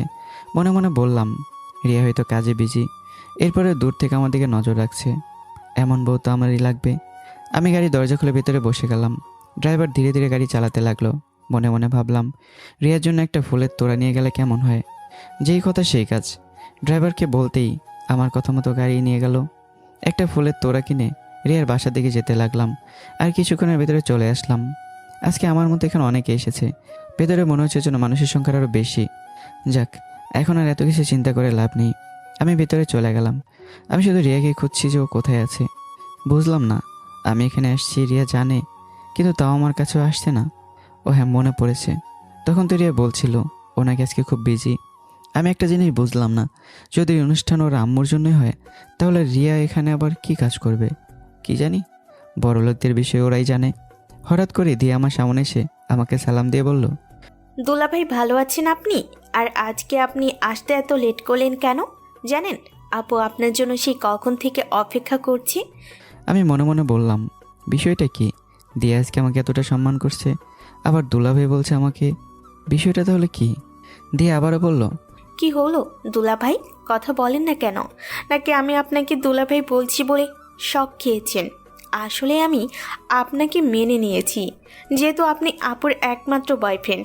এখন চলেন আমার সাথে, আপু ডাকছে আপনাকে। আমি দিয়ার কথা এক মনে বিশ্বাস করে নিলাম। দিয়ার পেছন পেছন আমিও যেতে লাগলাম। দিয়া আমাকে একটা রুমের ভেতর নিয়ে গেল। আমি ভেতরে যেতেই দরজা বন্ধ করে দিল। সামনে তাকিয়ে দেখি মেয়র সাহেব বসে আছে। ওনার 2 পাশে 2জন বডিগার্ড দাঁড়িয়ে আছে। কিন্তু দিয়া যে বলল রিয়া আমাকে ডাকছে, তাহলে এখানে দিয়ার বাবা কেন? নাকি ওরা প্ল্যান করে আমাকে এখানে এনেছে? মেয়র স্যার আমার দিকে ইশারা করে বলল, আমার সামনে বসো তুমি, আর এত ভয় পাবে না, কিছু করবো না তোমাকে। আমি চুপচাপ ওনার কথা মতো ওনার সামনে বসলাম। স্যারের সামনে বসতে স্যার বলল, আমার মেয়ের সাথে কতদিন সম্পর্ক তোমার? আমি বুকে সাহস রেখে বলে দিলাম, 2 মাসের মতো হবে স্যার। স্যার আমার কথা শুনে হাততালি দিয়ে বলল, বাহ বাহ, 2 মাসের মতো সম্পর্ক! খুব ভালোবাসো না আমার মেয়েকে তুমি? জি, অনেক অনেক ভালোবাসি আমি আপনার মেয়েকে। তুই জানিস আমার মেয়ের মাসিক খরচ কত? এসব জেনে আমি কি করব? বড় কথা হলো আপনার মেয়ে কত টাকা খরচ করে না করে এসব জেনে আমার কোনো লাভ নেই। ও আমার সাথে মানিয়ে থাকতে পারবে, এটাই হলো বড় কথা। তার বাচ্চা, আমার মুখের উপর কথা বলিস? আমার মেয়ে তোর 3 বার কিনে নিয়ে আসতে পারবে। থাকিস তো রাস্তায় রাস্তায়, আবার আমার মেয়ের সাথে প্রেম করাতে চাস? দিনে হয়তো 100 টাকা ইনকাম করতে পারিস কিনা তাও সন্দেহ হচ্ছে আমার। আর আমার মেয়ে দিনে 1 লাখ টাকার মতো খরচ করে, আবার আমার মুখের উপর কথা বলিস? স্যার অপমান করবেন না, কিন্তু আমি এখানে আপনার কথা শোনার জন্য আসিনি। রিয়া আমাকে বলেছে এজন্য এসেছি। ও, আমার মেয়ে বলেছে তাই তো? কিন্তু আমার মেয়ের যে আজকে বিয়ের কথা হবে, তবে সেটা তোর সাথে না। তোর সাথে তো কয়দিন ঘুরছে, মজা নিছে, এটাই, এর বেশি কিছু না। আমি দাঁড়িয়ে বললাম, রিয়া কোথায়? ওর সাথে আমার কথা আছে। ঠাস ঠাস করে আমার গালে 2টা চড় দিয়ে বলল, চুপচাপ বাবার সামনে বসে থাক, বাবা যা বলে তা শুন, নইলে কেটে রেখে দিব। আমি বুঝলাম যে নিজের বিপদ আজকে নিজে ডেকে আনছি। রিয়ার বাবা এবার বলতে শুরু করলো, আর একদিন যদি আমার মেয়ের পিছনে তোরে দেখি তো তোর খবর আছে। এখানে 5 লক্ষ টাকার একটা চেক আছে, এটা নিয়ে এইখান থেকে যা, বিদায় হ। আমি যার জন্য এখানে আসছি তার সাথে কথা বলতে চাই। আর এসব টাকা দিয়ে আমি কি করব? আপনার টাকা আপনি রাখেন। এই কথাটা বলতে না বলতেই দুজন বডিগার্ড এসে জোর করে আমার শরীর থেকে সব কাপড় খুলে উলঙ্গ করে আমাকে মারতে লাগলো। আমি চোখ বন্ধ করে আছি, শুধু সহ্য করছি।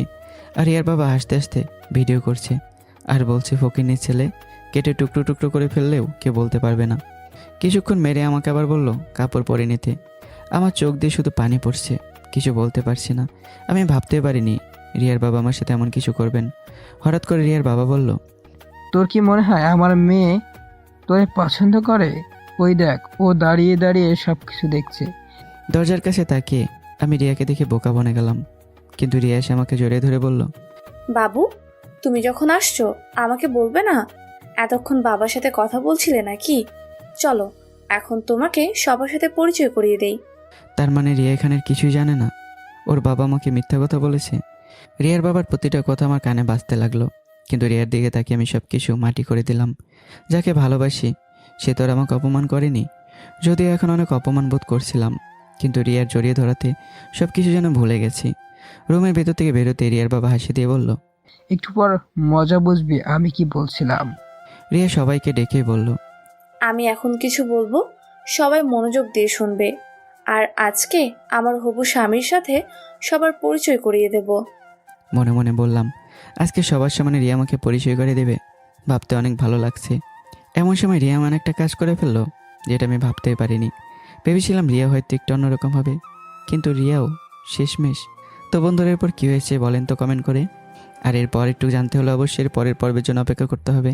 তো ভালো থাকবেন, সুস্থ থাকবেন, দেখা হচ্ছে আবারও নতুন কোনো গল্পে। টাটা।